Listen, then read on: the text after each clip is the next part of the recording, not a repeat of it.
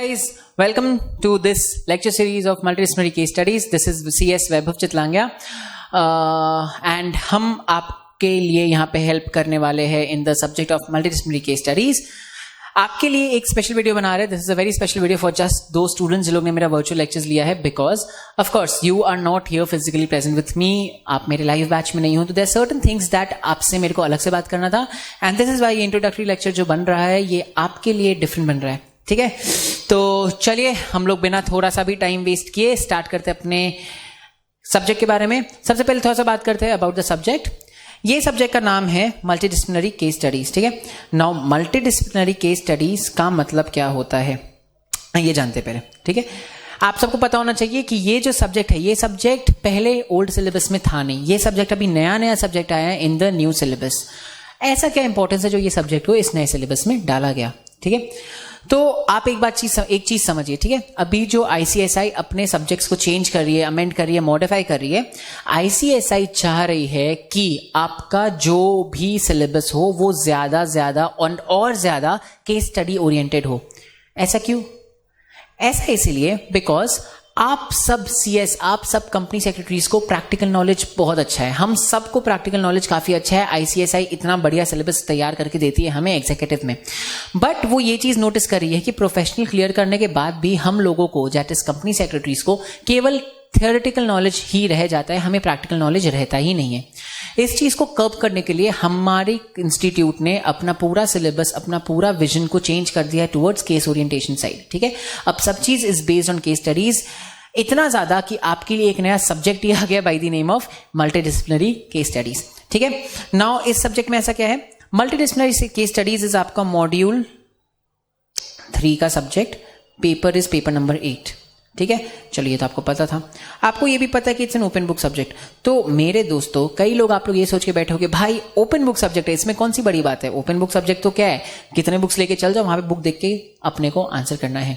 सी ये चीज अप्लाई करता है टू ओपन बुक में अनडाउटेडली. ठीक है, आपका जो इलेक्टिव सब्जेक्ट है आप उसमें ये एटीट्यूड लेके जा सकते हो कि भाई वहां 3 घंटे में अपने पास 3 घंटे का टाइम रहेगा, क्वेश्चंस को बुक से ही खोजना है, हम खोज के निकाल लेंगे. That's justified. बट ये चीज आप मल्टीडिसिप्लिनरी केस स्टडीज में नहीं कर पाओगे. सिंपल रीजन बीइंग, इस पूरे सब्जेक्ट में आपके पास अराउंड 300 to 350 केस लॉज है. ठीक है, नाउ केस लॉज है आपके पास 300 to 350, मतलब 300 to 350 केसेस आपको पढ़ने के लिए. इसमें कोई एक केस उठा के आपको दे देगा एग्जाम में एंड बोलेगा इसके बारे में लिखो. ऑफ कोर्स वो लोग केस का नाम नहीं देते, वो लोग देते हैं कुछ रेलेवेंट फैक्ट्स, कुछ रेलेवेंट एकदम related cases, related facts, and बोलते हैं इस केस में क्या होगा बताओ.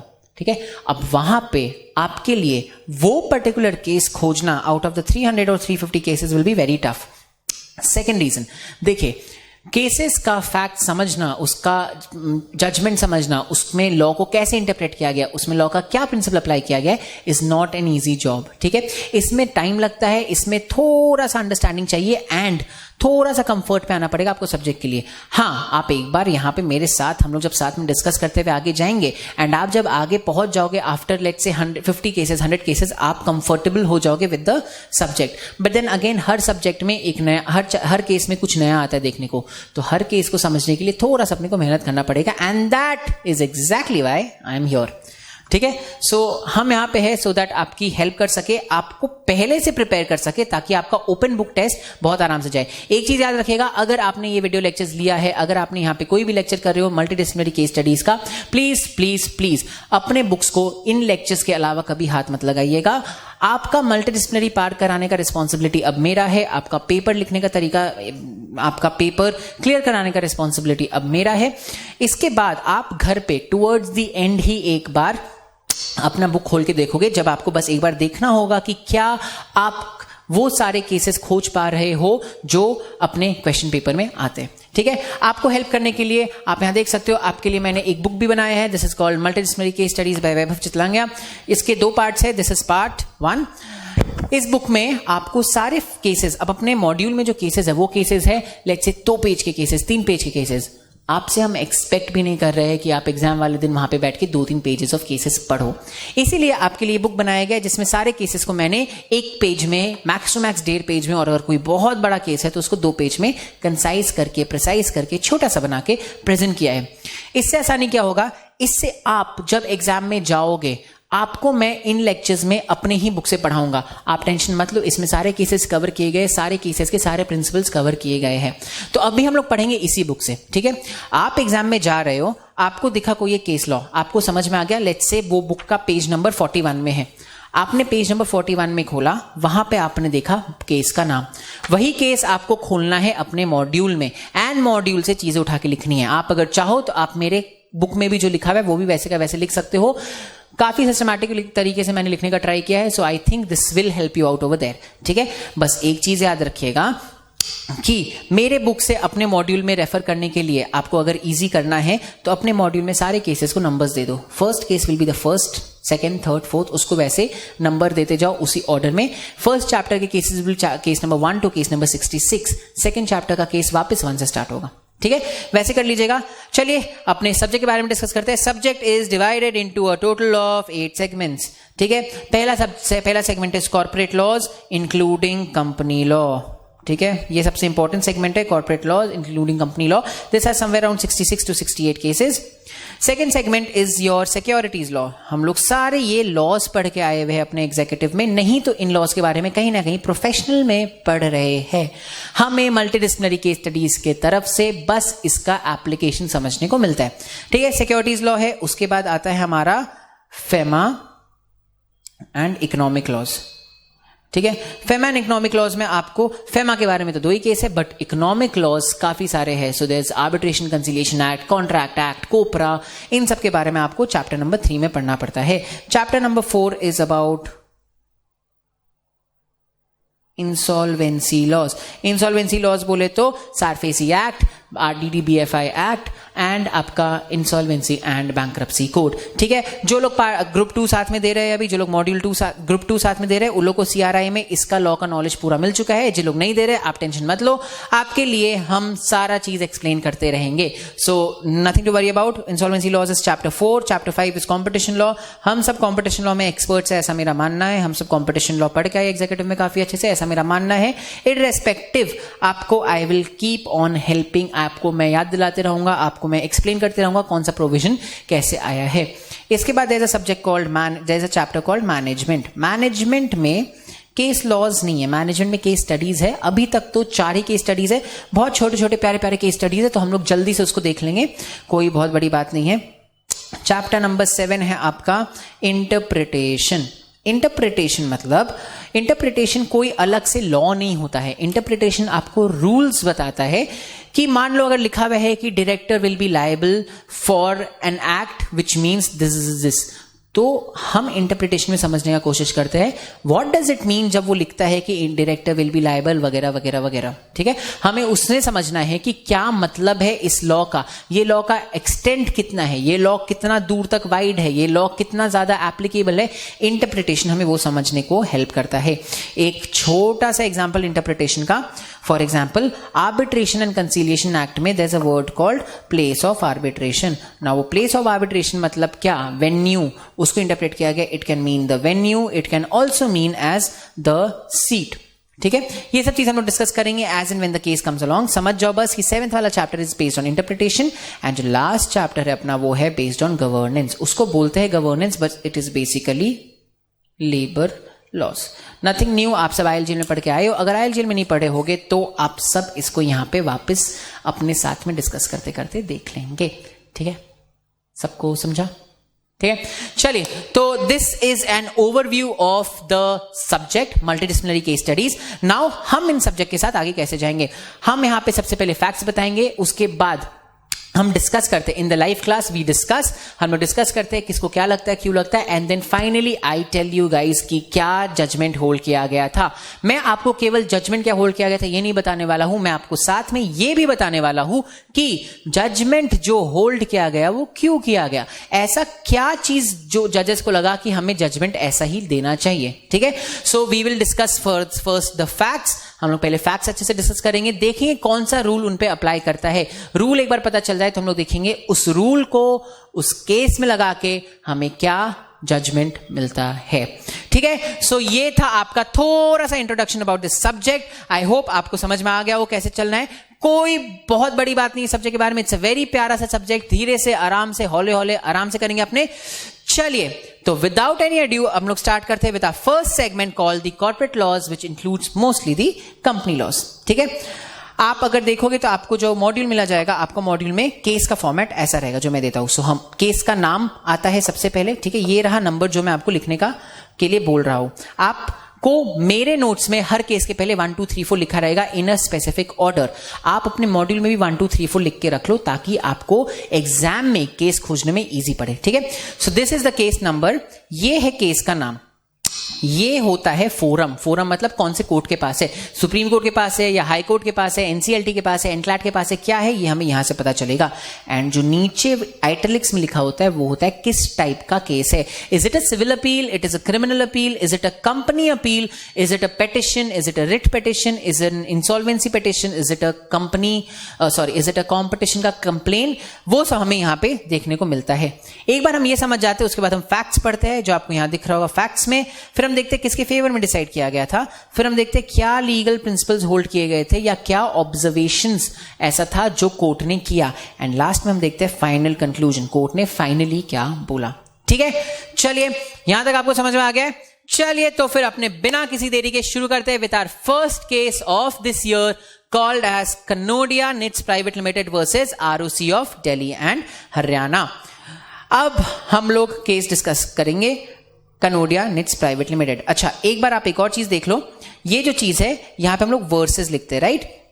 सो एक पार्टी होती है प्लेंटिफ, एक पार्टी होती है डिफेंडेंट, एक पार्टी होती है एप्लेंट, एक पार्टी होती है रेस्पोंडेंट। हमें कैसे पता चलेगा प्लेंटिफ है या एप्लेंट है या रेस्पोंडेंट है, हमें ऐसा पता चलेगा। ये चीज अपने पहले डिस्कस कर लेते हैं। सबसे पहले अगर कोई सिविल केस है तो जो बंदा कंप्लेन या जो बंदा प्लेंट फाइल कर रहा है उसको बोलते हैं, जो बंदा केस फाइल कर रहा है उसको बोलते हैं प्लेंटिफ, एंड जिसके अगेंस्ट केस फाइल किया जा रहा है उसको बोलते हैं डिफेंडेंट। ठीक है, चलेगा। अगर मान लीजिए ये कोई प्लेंट नॉर्मल पेंट नहीं है, it's a petition. Petition can be a writ petition, a petition can be a curative petition, a petition can be a transfer petition, ऐसे करके कुछ अलग अलग स्पेशल पेटिशंस है। ठीक है, जो इंसान पेटिशन फाइल करता है उसको बोलते हैं पेटिशनर, एंड उसके सामने जो आता है उसको बोलते हैं रेस्पोंडेंट। ठीक है, यहां तक समझा। अब ये तो हो गया हमारा सिविल केस के बारे में। सिविल केस में प्लेंटिफ आता है एंड पेटिशनर आता है, डिपेंडिंग अपॉन आप कैसा सूट लेके जा रहे हो। अगर वही क्रिमिनल केस हुआ, क्रिमिनल केसेस में हमेशा हमेशा state will file the original case. Lower court में स्टेट ही हमेशा केस फाइल करती है। आप लोग देख के आए हो भाई state versus jolly LLB, right. तो याद रखिएगा क्रिमिनल केसेस में अगर मेरे घर में चोरी हुई है एंड मैंने एफआईआर दर्ज कराया है पुलिस स्टेशन में, उस केस में जो केस बनता है उसका नाम ये नहीं रहेगा कि वैभव चितलांगिया वर्सेस द चोर, वैभव चितलांगिया वर्सेस द चोर, उस केस का नाम नहीं रहेगा। उस केस का नाम रहेगा state of Maharashtra versus x, x is the चोर। एक चीज याद रखिएगा, कभी भी क्रिमिनल केसेस में जो विक्टिम होता है, जिसके साथ गलत हुआ है, वो पार्टी नहीं बनता। एक पार्टी तो हमेशा अक्यूज्ड बनेगा, accused will be one party for sure, and दूसरा पार्टी हमेशा स्टेट बनता है। ऐसा क्यों? ऐसा इसीलिए बिकॉज हम ऐसा मानते हैं कि जो ऑफेंसेस होते हैं, जो क्रिमिनल रॉन्ग्स होते हैं, these are wrongs done against the society. And अगर आप सोसाइटी के अगेंस्ट कुछ गलत कर रहे हो तो वहां पे कोई इंडिविजुअल एक्शन लेके नहीं आएगा, वहां पे पुलिस आएगी एक्शन लेके, वहां पे स्टेट आएगी एक्शन लेके। ठीक है, तो ये बात समझ लिया आप लोग। जो भी गड़बड़ आप क्रिमिनल केस में करते हो वहां पे स्टेट आपके सामने आता है। सो जब स्टेट हो तो स्टेट को बोला जाता है प्रोसिक्यूशन, एंड जो भी इंसान अपने आप को डिफेंड करने का कोशिश कर रहा है उसको बोलते हैं डिफेंस। समझा? क्लियर? ठीक है, सो क्रिमिनल केसेस में it's always prosecution versus defence. ये तीनों जो अब हम लोग बात कर रहे हैं, ये तीनों हम लोग बात करते हैं in original side. Original side मतलब आप फर्स्ट टाइम जब केस लेके जा रहे हो कोर्ट के पास तब। बट हम सब पढ़ के आए कि there is a thing called appeal. Appeal मतलब नीचे वाले कोर्ट ने आपके अगेंस्ट ऑर्डर पास किया तो आप ऊपर वाले कोर्ट के पास गए रोते रोते और बोले देखो नीचे वाले कोर्ट ने मेरे अगेंस्ट ऑर्डर पास किया है, मेरे को जस्टिस चाहिए। तो जो भी इंसान नीचे वाले कोर्ट के अगेंस्ट ऊपर वाले कोर्ट में रोते रोते जाता है उसको बोलते हैं एपेलेंट। ये कोई भी हो सकता है, it can be a prosecution, it can be the defence, it can be the petitioner, it can be the respondent, it can be the plaintiff और it can be the defendant. किसी के भी अगेंस्ट अगर order pass किया गया है वो appeal में जाएगा, वो एपेलेंट बन जाएगा और सामने वाली पार्टी ऑटोमेटिकली रेस्पोंडेंट बन जाती है। चलेगा? ठीक है, एप्लेंट रिस्पोंडेंट समझा। तो अपील के केसेस में the parties are appellants and respondents. ये था अपना general civil and criminal law का पार्टीज का नॉमेनक्लेचर। अपने दो चीज और पढ़ेंगे इसमें, एक पढ़ेंगे हम लोग कंपटीशन एक्ट के अंदर। सी, कंपटीशन एक्ट में आप कंपटीशन कमीशन के पास जाते हो और बताते हो देखो ये जो दो तीन कंपनीज है मिलकर ऐसे हरकत करी जो अपने कंट्री के कंपटीशन की, अपने मार्केट के कंपटीशन को अफेक्ट कर रही है। तो जो भी इंसान कंपटीशन कमीशन के पास जाता है उसको बोलते हैं इन्फॉर्मेंट, एंड वो जिसके भी अगेंस्ट जाता है उसको बोलते हैं ऑपोजिट पार्टी। ठीक है, यहां प्लेंटिव डिफेंडेंट पिटिशन रिस्पोंडेंट का कोई सीन नहीं होता, यहां पे डायरेक्टली होता है informant and opposite party. And एक लास्ट जो मैं आपको बताना चाहूंगा वो होगा कंज्यूमर प्रोटेक्शन एक्ट का। Under the consumer protection act 1985 जो भी इंसान कंप्लेन लेके जाता है उसको हम लोग नॉर्मल कंप्लेनेंट बोलते हैं। सो अगर आपके साथ कुछ भी गलत हुआ है, आपको कंप्लेन लेके जाना है कंज्यूमर फोरम्स में, आप बन जाओगे कंप्लेनेंट, एंड आपके अगेंस्ट जो भी बंदा रहेगा जिसके अगेंस्ट आप कंप्लेन लेके जा रहे हो वो बन जाता है ऑपोजिट पार्टी। आई होप ये आप लोगों को क्लियर हो गया। एक और जल्दी से रिवाइज करते हैं। सिविल केसेस में जो ओरिजिनल प्लेंट लेके जाता है उसको बोलते हैं प्लेंटिफ, जिसके अगेंस्ट प्लेंट जा रहा है उसको बोलते हैं डिफेंडेंट। अगर आप कोई स्पेशल पिटिशन लेके जा रहे हो, for example special leave petition, curative petition, writ petition, transfer petition, ऐसे करके बहुत पिटिशंस होते हैं। अगर आप पिटिशन लेके जा रहे हो तो उस केस में आपका नाम पड़ जाता है पिटिशनर, एंड आप जिसके अगेंस्ट जा रहे हो उसका नाम पड़ जाता है रेस्पोंडेंट। क्रिमिनल साइड में अगर आके देखा जाए तो ओरिजिनली क्रिमिनल साइड में हमेशा स्टेट आएगी जिसका नाम होता है प्रोसिक्यूशन, एंड हमेशा जो अक्यूज्ड है वो ऑपोजिट साइड रहता है जिसका नाम होता है डिफेंस। ये हो गया क्रिमिनल साइड की बातें। जब आप नीचे वाले कोर्ट ने जो आपके अगेंस्ट ऑर्डर पास किया है आप उससे दुखी होकर रोते रोते ऊपर वाले कोर्ट के पास जाओगे तो आप अपील में जाते हो, एंड इसलिए आपका नाम पड़ जाता है एपेलेंट, एंड आपके सामने जो बंदा रहता है उसका नाम पड़ जाता है रेस्पोंडेंट। यहां तक क्लियर? दो स्पेशल केसेस, एक होता है कंपटीशन एक्ट। कंपटीशन एक्ट के अंदर अगर कोई भी इंसान कंपटीशन कमीशन के पास जा रहा है कंप्लेन लेके तो उसका नाम होता है इन्फॉर्मेंट, एंड जिस भी कंपनी के अगेंस्ट कंप्लेंट लेके जाया जा रहा है उसको बोलते हैं हम लोग opposite party. Similarly consumer protection act के अंदर अगर आप जा रहे हो तो आपको बोलेंगे कंप्लेनेंट। क्यों? बिकॉज आप कंप्लेन कर रहे हो इसलिए आपको बोलता है कंप्लेनेंट, एंड जिसके अगेंस्ट कंप्लेन किया जाता है उसको बोलते हैं ऑपोजिट पार्टी। यहां तक क्लियर हुआ सबको? यहां तक सबको एकदम सटाक से पूरी बातें क्लियर हुई? परफेक्ट। चलिए, तो नाउ दैट हम लोग ने ये सब चीजें सीख ली है, अब हम लोग डायरेक्टली आते केस के पास। पहला केस, आज का पहला केस आपके प्रोफेशनल का पहला केस इस पूरे सब्जेक्ट का। सब्जेक्ट का नाम है मल्टीडिसिप्लिनरी केस स्टडीज। हम लोग अब इसके बाद 300 से 350 केसेस देखने वाले हैं, जिसमें पहला केस है ये। केस का नाम है Kanodia knits private limited versus ROC of Delhi and Haryana, and it's a company appeal. So इस केस में कनोडिया निट्स प्राइवेट लिमिटेड हमारे एप्लेंट बन जाते हैं, and ROC of Delhi and Haryana हमारे रेस्पोंडेंट बन जाते हैं। समझा आपको? ठीक है, हमारा एप्लेंट है कनोडिया निट्स एंड हमारे रिस्पोंडेंट है ROC of Delhi and Haryana. चलिए देखते हैं इस केस में हुआ क्या था। एक्चुअली क्या हुआ था कि आप सब लोग अपने एग्जीक्यूटिव में कंपनी लॉ पढ़ के आए हो ना? तो कंपनी लॉ में आप सब ने स्ट्राइकिंग ऑफ का करके भी कुछ सुना था। Striking off the name of the company, striking off the name of the company from the register, सुना था ना? तो this case deals with that. अच्छा, स्ट्राइक ऑफ करने का राइट किसको है? स्ट्राइक ऑफ करने का पावर किसको है?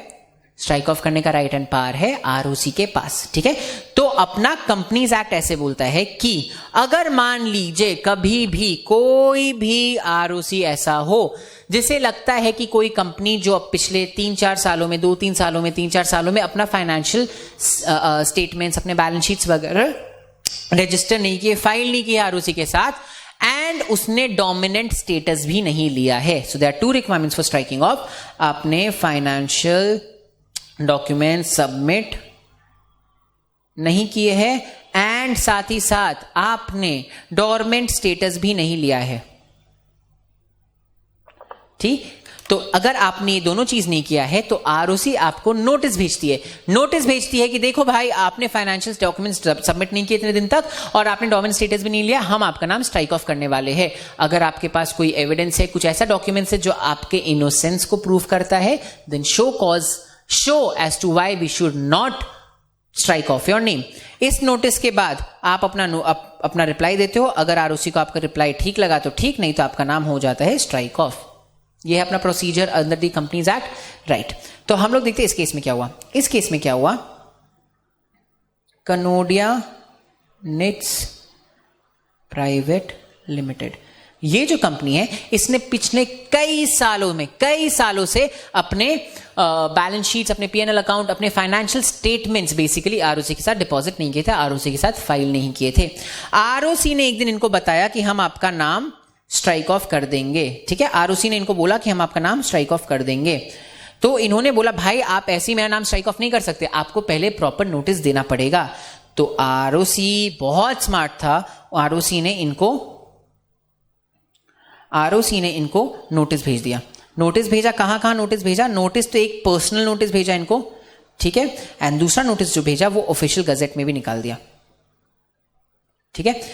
आरओसी ने अपना काम कर दिया। आरओसी को पता था अगर हम नोटिस नहीं भेजते तो मेरा स्ट्राइक ऑफ किया हुआ एक्शन भी रिवर्स कर दिया जाता, ठीक है। ऑफ कोर्स बिकॉज नोटिस भेजना जरूरी है। प्रिंसिपल ऑफ नेशनल जस्टिस बोलता है कि आप किसी के भी अगेंस्ट अगर एडवर्स ऑर्डर दे रहे हो तो आपको उसको अपॉर्चुनिटी ऑफ बीइंग हर्ड देना पड़ेगा, and notice is one such action जिसमें आप अपॉर्चुनिटी ऑफ बीइंग हर्ड देते हो। तो आरओसी को जैसे ही पता चला कि नोटिस देना जरूरी है, आरओसी ने उन्हें नोटिस दे दिया, पर्सनल नोटिस भी दे दिया एंड ऑफिशियल गजेट में भी निकलवा दिया, ठीक है। Now Kanodia knits private limited को जब ये पता चला ना कि उनके अगेंस्ट नोटिस आ गया, उसने सोचा अपने को कुछ तो करना पड़ेगा। तो उन्होंने क्या किया, उन्होंने अपने ही एक रिलेटेड पार्टी, अपने ही कोई कनोडिया होशियरी करके कोई एक कंपनी थी, उसके साथ कुछ ट्रांजैक्शंस किए 2016 एंड 17 का, या 2016 एंड 17 का अराउंड 500 का बिल बनाया एंड 2017 एंड 18 का अराउंड 1400 का बिल बनाया, ठीक है। अब आप मेरे को ये बात बताइए, क्या कंपनीज एक्ट कहीं पे भी बोलता है कि आपका साल भर में मिनिमम इतना का ट्रांजैक्शन होना चाहिए? कहीं पे भी क्या कंपनीज एक्ट ये बात बोलता है? नहीं। कंपनीज एक्ट कहीं पे भी नहीं लिख के दिया है कि एक कंपनी को साल भर में एटलीस्ट 10,000 का खर्चा करना है या 10,000 का ट्रांजैक्शन करना है। आप अगर 2 रुपए का भी ट्रांजैक्शन कर रहे हो that is a valid transaction under companies act, ठीक है। तो कनोडिया निट्स प्राइवेट लिमिटेड को लगा कि भाई हमारे पास 2 साल के ट्रांजैक्शंस आ गए हैं, चलो डॉक्यूमेंट्स फाइल कर दे। नोटिस मिलने पे उन्होंने यही डॉक्यूमेंट्स फाइल कर दिए विथ द आरओसी। यहां तक समझा आपको, ठीक है। तो उन्होंने आरओसी के पास 2 साल के रिटर्न्स फाइल किए। 2016-17 में उन लोग ने अपना ट्रांजैक्शन दिखाया 500 का एंड 2017-18 में ट्रांजैक्शन दिखाया 1400 का। यहां तक क्लियर हुआ? देखिए, इसके बाद आरओसी सोचा कि भाई आज तक तो इसके पास कोई ट्रांजैक्शन नहीं हो रहा था, अचानक से इतना भी ट्रांजैक्शन आया तो कैसे आया? आरओसी ने रिकॉर्ड्स खोला आरओसी, तो पता चला कि 500 एंड 1400 का जो बिल्स था, जो इनवॉइसेस थे, वो किसके नाम पे थे? वो थे कनोडिया होशियरी के नाम पे। ना कनोडिया होशियरी तो रिलेटेड पार्टी है। अच्छा, का कहीं पे भी आपको कंपनीज एक्ट बोलता है कि आप रिलेटेड पार्टी के साथ बिजनेस नहीं कर सकते? ये भी कहीं नहीं बोला है, इसमें भी कोई प्रॉब्लम नहीं था। बट आरओसी को समझ में आया कि ये इंसान जो है कनोडिया निट्स प्राइवेट लिमिटेड, ये एक्चुअली कोई ऑपरेशन कर ही नहीं रहा, ये एक्चुअली कोई बिजनेस कर ही नहीं रहा। जब उनको नोटिस मिला कि आपका जो भी कंपनी है उसका नाम हम स्ट्राइक ऑफ कर देंगे, तब उन्होंने जानबूझ के बैक डेटेड इनवॉइसेस बनवाए, पीछे जाके इनवॉइसेस बनाए कनोडिया होशियरी के नाम से, एंड ये चिंदी पैसों का इनवॉइसेस उन्होंने डिपॉजिट कर दिया, दिखा के कि हमारा ट्रांजैक्शन होता है, ये दिखाए कि हम ऑपरेशंस में हैं, हम बिजनेस चला रहे हैं, ठीक है। आरओसी को समझ में आ गया कि ये जो इनवॉइसेस थे ये जेन्युइन इनवॉइसेस थे नहीं, ये जो इनवॉइसेस थे ये इनवॉइसेस कहीं ना कहीं फॉर्ज थे, कहीं ना कहीं बैकडेटेड थे, एंड हेंस इनकी जेन्युइनिटी क्वेश्चन में थी, इसलिए इन पे रिलाई नहीं किया जा सकता। आरओसी ने बोला देखो भाई, आपने हमें डॉक्यूमेंट्स दिए, आपने ट्रांजैक्शन दिखाने का कोशिश किया, we agree to it, we accept it, but ये डॉक्यूमेंट्स रिलायबल नहीं है, इसलिए हम इस पे रिलाई नहीं कर सकते, एंड इनके अलावा कोई भी डॉक्यूमेंट ऐसा नहीं है, आपने ऐसा कोई भी एविडेंस नहीं दिखाया जो दिखाता है कि आप अभी तक एक्शंस में थे, आप ऑपरेशन कंटिन्यू कर रहे थे, एंड इसीलिए भाई साहब मेरे को आपका नाम स्ट्राइक ऑफ करना पड़ेगा। सो आरओसी ने नाम को कर दिया स्ट्राइक ऑफ, ठीक है। इसी बात से दुखी होके कनोडिया निट्स प्राइवेट लिमिटेड आई है इस अपील में। समझा आपको? नाउ आपके पास जो क्वेश्चन वो ये है कि क्या आरओसी का ये एक्शन स्ट्राइक ऑफ करने वाला वाज जस्टिफाइड? 2 मिनट तक आप सोचिए, उसके बाद हम लोग का ये डिस्कशन कंटिन्यू करेगा। एक बार पॉज करके 2 मिनट तक सोचिए, खुद को आंसर बताइए and then we will see. देखिए, सुप्रीम कोर्ट ने क्या बोला वो देखने के पहले जल्दी से देख लेते फैक्ट्स। आरओसी ने स्ट्राइक ऑफ किया था एपेलेंट का नाम ऑन द ग्राउंड दैट वो बिजनेस नहीं कर रहा था, ऑपरेशंस भी नहीं कर रहा था, एंड उसने डोरमेंट कंपनी का स्टेटस भी नहीं अपनाया था पिछले 2 साल तक। अपना कंपनीज एक्ट बोलता है 2 साल तक अगर आप ये सब नहीं करते हो तो आपका नाम स्ट्राइक ऑफ हो जाएगा। आरओसी ने बोला आपका नाम स्ट्राइक ऑफ करेंगे। एपेलेंट ने बोला कि भाई तुमने तो मेरे को नोटिस ही नहीं दिया, जैसा नोटिस देना पड़ता है अंडर द एक्ट। तो रेस्पोंडेंट दैट इज आरओसी ने नोटिस दे दिया एंड देन फिर नोटिस के बाद वो चले गए आगे स्ट्राइक ऑफ करने के लिए। एपेलेंट ने इसके अगेंस्ट अपील डाली। उन्होंने बोला कि हमारा नाम स्ट्राइक ऑफ किया गया ये बोल के कि हम प्रूव नहीं कर पाए, बट हम तो प्रूव कर रहे हैं। हमने तो 2 डॉक्यूमेंट्स दिखाए, 2016-17 का भी इनवॉइस दिखाया, 2017-18 का भी इनवॉइस दिखाया। तो हमने तो डॉक्यूमेंट्स दिए आपको दिखाते हुए कि देखो भाई हम बिजनेस कर रहे हैं, हम ऑपरेशन कर रहे हैं। तो आप कैसी बात बोल रहे हो कि हम बिजनेस ऑपरेशन नहीं कर रहे? इसी बात को लेके सुप्रीम कोर्ट के पास बात आई। सुप्रीम कोर्ट ने डिसाइड किया in favour of the ROC. ठीक है, सुप्रीम कोर्ट ने क्या बोला कि फर्स्ट थिंग, नोटिस दिया गया था कि नहीं? हाँ, नोटिस दिया गया था। Notice was duly sent to the appellant because हमें पता है, हम पढ़े हैं कि नोटिस उनको इन हैंड भी दिया गया है एंड ऑफिशियल गजेट में पब्लिश भी किया गया, मतलब नोटिस तो दिया गया था। नाउ सेकंड क्वेश्चन जो उठता है वो ये उठता है, क्या वो डॉक्यूमेंट्स रिलायबल थे या नहीं थे? तो कोर्ट ने बोला कि documentary evidence was not reliable in the sense documents contained invoices which failed to prove that appellant was genuinely doing some work। ठीक है, वो डॉक्यूमेंट्स जो थे वो डॉक्यूमेंट्स एकदम भी जेन्युइन नहीं लग रहे थे। ऑफ कोर्स पता चल रहा था कि आपने रिलेटेड पार्टीज के साथ ये ट्रांजैक्शन किया है बस अपने आप को बचाने के लिए। इसीलिए सुप्रीम कोर्ट ने भी होल्ड किया कि नहीं, आरओसी एकदम सही है, आपने जो डॉक्यूमेंट्स जमा किया है भाई साहब वो जेन्युइन डॉक्यूमेंट्स नहीं है, एंड अगर जेन्युइन डॉक्यूमेंट्स नहीं है तो हम इस पे रिलाई नहीं कर सकते, एंड इसीलिए आपका तो नाम स्ट्राइक ऑफ होगा ही। इसीलिए the court held that the name of appellant was rightly struck off. समझा आप सबको ये केस? इस केस में बेसिकली हम लोग ने पढ़ा कि अगर किसी का भी नाम स्ट्राइक ऑफ करना पड़ता है आरओसी को, तो आरओसी को पहले उसको नोटिस देना पड़ेगा, एंड अगर किसी इंसान को अपना नेम, अपनी कंपनी का नाम स्ट्राइक ऑफ होने से बचाना है तो उस इंसान को आरओसी को डॉक्यूमेंट्री प्रूफ देना पड़ता है कि नहीं भाई हम लोग ऑपरेशंस में हैं, हम लोग काम कर रहे हैं। Also that documentary proof has to be a valid and genuine one। आप ऐसे रैंडमली चिंदी पिंदी करके कुछ भी डॉक्यूमेंट, कुछ भी इनवॉइसेस रेज करके नहीं भेज सकते हो। It has to be a genuine invoice. समझा आप सबको? सबको समझा ये बात? Very good. चलिए, now that we are done here, this was the first case जिसमें कोर्ट ने होल्ड किया कि नहीं, नाम वॉज राइटली स्ट्रक ऑफ, नाम को सही तरीके से स्ट्राइक ऑफ किया गया था बिकॉज कोई भी जेन्युइन प्रूफ नहीं था। Once we are done with this, let's come to case number 2. This is called John Thomas versus Dr. K. Jagadishan. It's a very, very, very interesting case. आइए इस case के fact समझते हैं। देखिए, इस case में क्या हुआ था, जो हमारे एपेलेट है जॉन थॉमस, उन्होंने न्यूज़पेपर, वो एक न्यूज़पेपर के एडिटर थे। ठीक है, वो एक न्यूज़पेपर के एडिटर थे। उन लोग ने न्यूज़पेपर में लिखा कि एक हॉस्पिटल है, हॉस्पिटल एक्स। ठीक है, हॉस्पिटल का नाम दिया गया था, मान लीजिए उस हॉस्पिटल का नाम है एक्स। उन्होंने लिखा इस एक्स हॉस्पिटल में अगर किसी को भी अपना किडनी चाहिए या किडनी निकलवाना है या किसी का भी किडनी फ्री में चाहिए या पैसा देके भी चाहिए, इस हॉस्पिटल में चल जाओ बिकॉज इस हॉस्पिटल में आपको किडनीज बहुत मिलेगी। राइट? अब आप मेरे को ये बात बताओ, क्या किसी हॉस्पिटल के लिए ये बात बोलना कि वो हॉस्पिटल किडनी का काम करती है, किडनी बेचने का काम करती है, is a good thing? Of course it's not. वो पूरे के पूरे हॉस्पिटल का रेप्यूटेशन खराब कर देता है। तो जॉन थॉमस ने अपने न्यूज़पेपर में एक आर्टिकल लिखवाया जो ये बात बोलता था, कि हॉस्पिटल एक्स जो है वो किडनी का व्यापार करती है, उस हॉस्पिटल में जो भी इंसान जाता है उसका किडनी निकाल दिया जाता है। ठीक है, और ऐसा उन्होंने आर्टिकल अपने न्यूज़पेपर में पब्लिश कर दिया। नाउ हॉस्पिटल एक्स में there was a person called Jagadeesan, doctor Jagadeesan. ठीक है, Thomas is our appellant and doctor Jagadeesan is our respondent. ठीक है, डॉक्टर जगदीशन जो है वो एक्स हॉस्पिटल में डायरेक्टर भी थे एंड वहां पे वो प्रैक्टिस भी करते थे, वहां पे लोगों का चेकअप भी करते थे। उन्होंने जॉन थॉमस के अगेंस्ट एक कंप्लेंट फाइल कर दी स्टेटिंग डेफेमेशन। उन्होंने बोला जॉन थॉमस ने मेरे हॉस्पिटल के बारे में ये सब लिखा है, मैं उस हॉस्पिटल में काम करता हूं, डेफेमेशन हुआ है मेरे हॉस्पिटल का। डेफेमेशन मतलब इन्होंने ऐसा कुछ पब्लिश कर दिया जिसके वजह से मेरे हॉस्पिटल के इज्जत पे आंच आ गई है, लोग मेरे हॉस्पिटल को बहुत बुरी नजरों से देख रहे हैं। ऑब्वियसली इनका स्टैंड सही था ना, बिकॉज अगर आप किसी हॉस्पिटल के बारे में ये बात बोल रहे हो कि इस हॉस्पिटल में किडनी का तस्करी होता है, किडनी का व्यापार होता है, तो वो हॉस्पिटल का बदनामी ही हुआ ना। एंड डेफेमेशन मतलब क्या? डेफेमेशन मतलब आप किसी के अगेंस्ट कुछ गलत बात लिख रहे हो इन द पब्लिक, पब्लिश कर रहे हो आप इसको।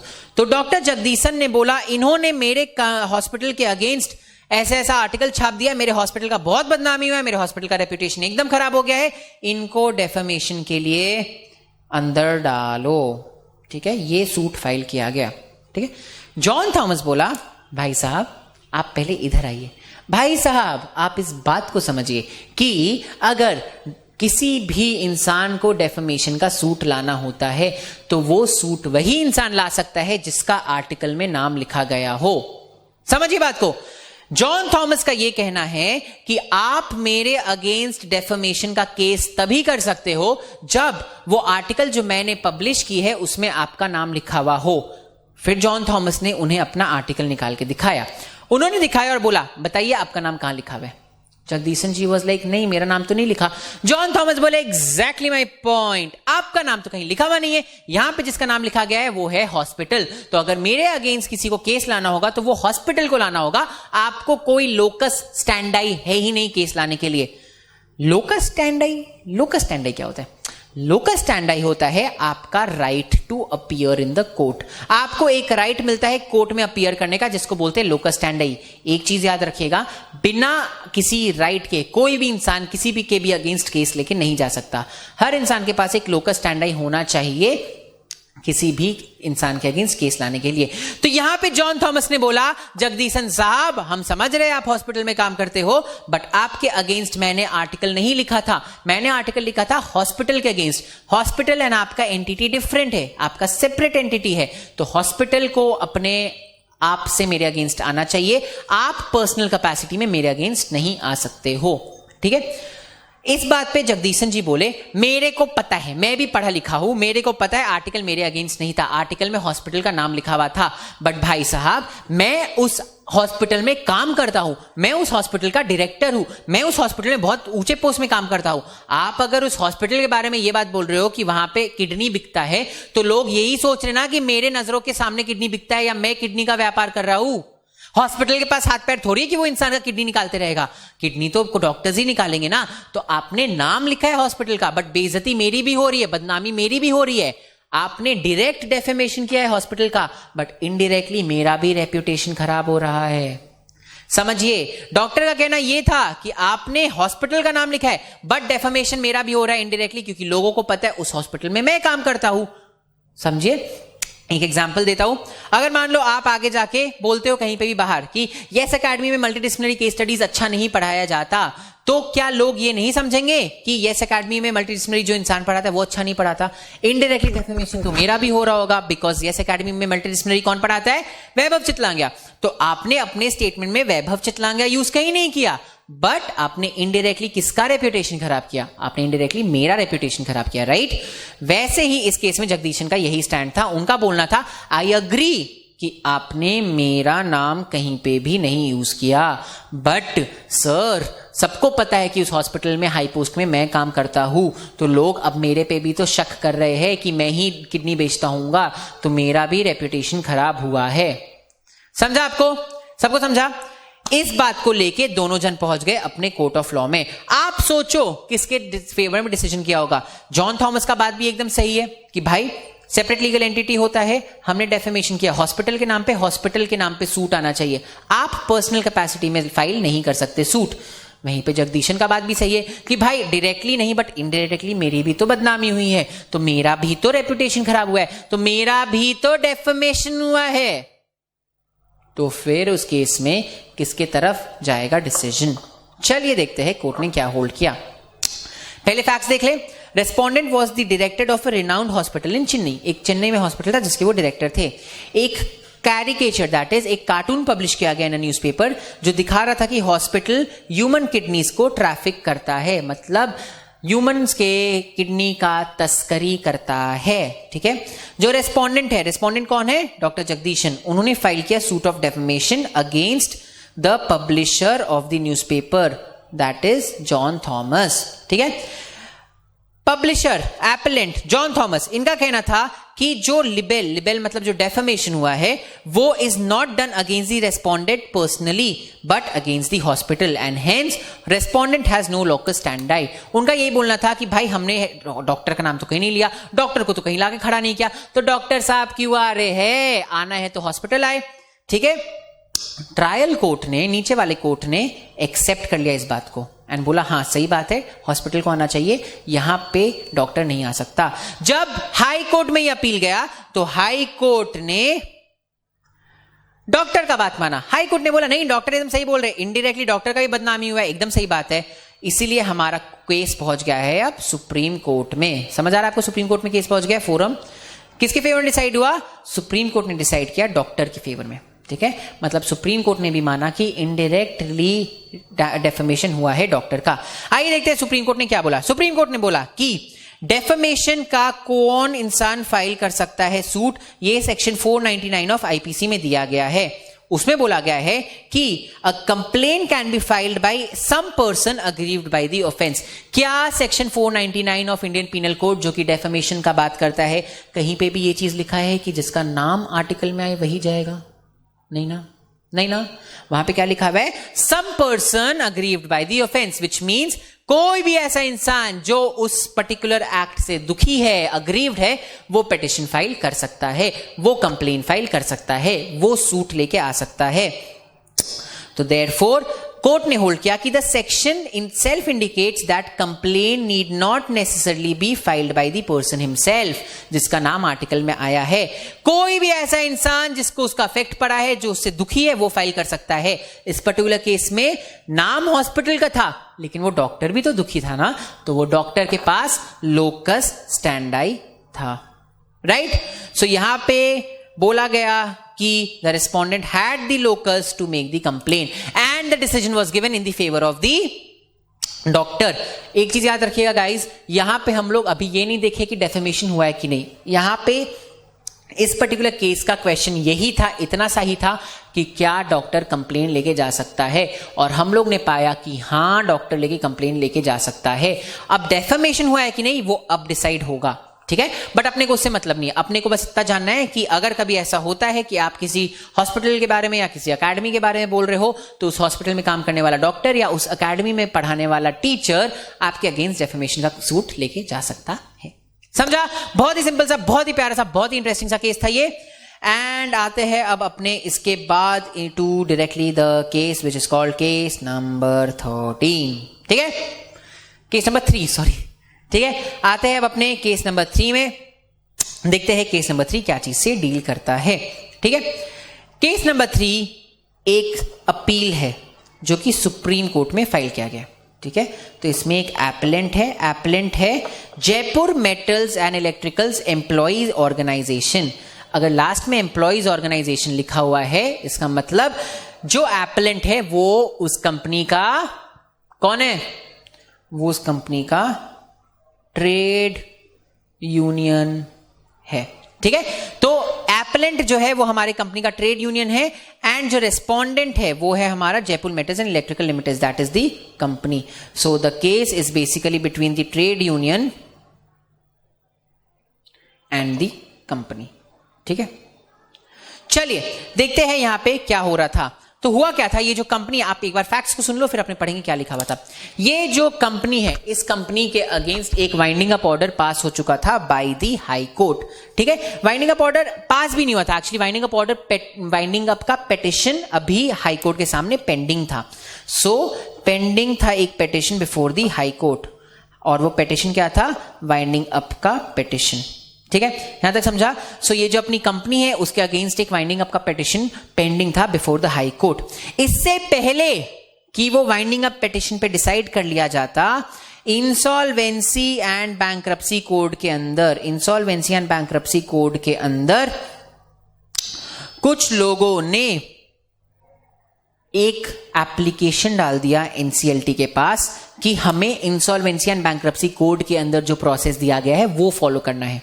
अब एक बार शॉर्ट में जान लीजिए इंसॉल्वेंसी एंड बैंक्रप्सी कोड के अंदर क्या प्रोसेस दिया गया है। इंसॉल्वेंसी एंड बैंक्रप्सी कोड के अंदर जो प्रोसेस दिया गया है उसमें बस इतना सा बोला गया है कि देखिए भाई, एक कंपनी जो है वो इंसॉल्वेंट हो जाती है मतलब उसके पास अब पैसा नहीं है अपने डेट्स देने के लिए। सो वो कंपनी अब इंसॉल्वेंट हो गई है, उसका लायबिलिटीज आसमान छू रहा है एंड उसके एसेट्स पानी में है, ठीक है। सो वो कंपनी इंसॉल्वेंट हो गई है, हम जाते हैं एनसीएलटी के पास एंड बोलते देखो भाई ये कंपनी इंसॉल्वेंट हो गई, इस कंपनी के पास पैसा एक भी नहीं है, कृपा करके बाहर के third parties, independent third parties जिनके पास बहुत सारा पैसा है उनको बोलो कि अपना पैसा लगाए इस कंपनी में, इस कंपनी की जान को बचाए, इसको रिवाइव करे एंड इसका कंट्रोल लेके बदले में चला जाए, ठीक है। सो क्या होता है, कंपनी डूब रही है, इंसॉल्वेंट हो रही है, हम पिटीशन लेके जा रहे हैं एनसीएलटी के पास, बोल रहे हैं कि जो थर्ड पार्टीज होते हैं उनको प्लीज बोलो कि पैसा लगाए इस कंपनी में एंड इस कंपनी को बचा के चले जाए, ठीक है।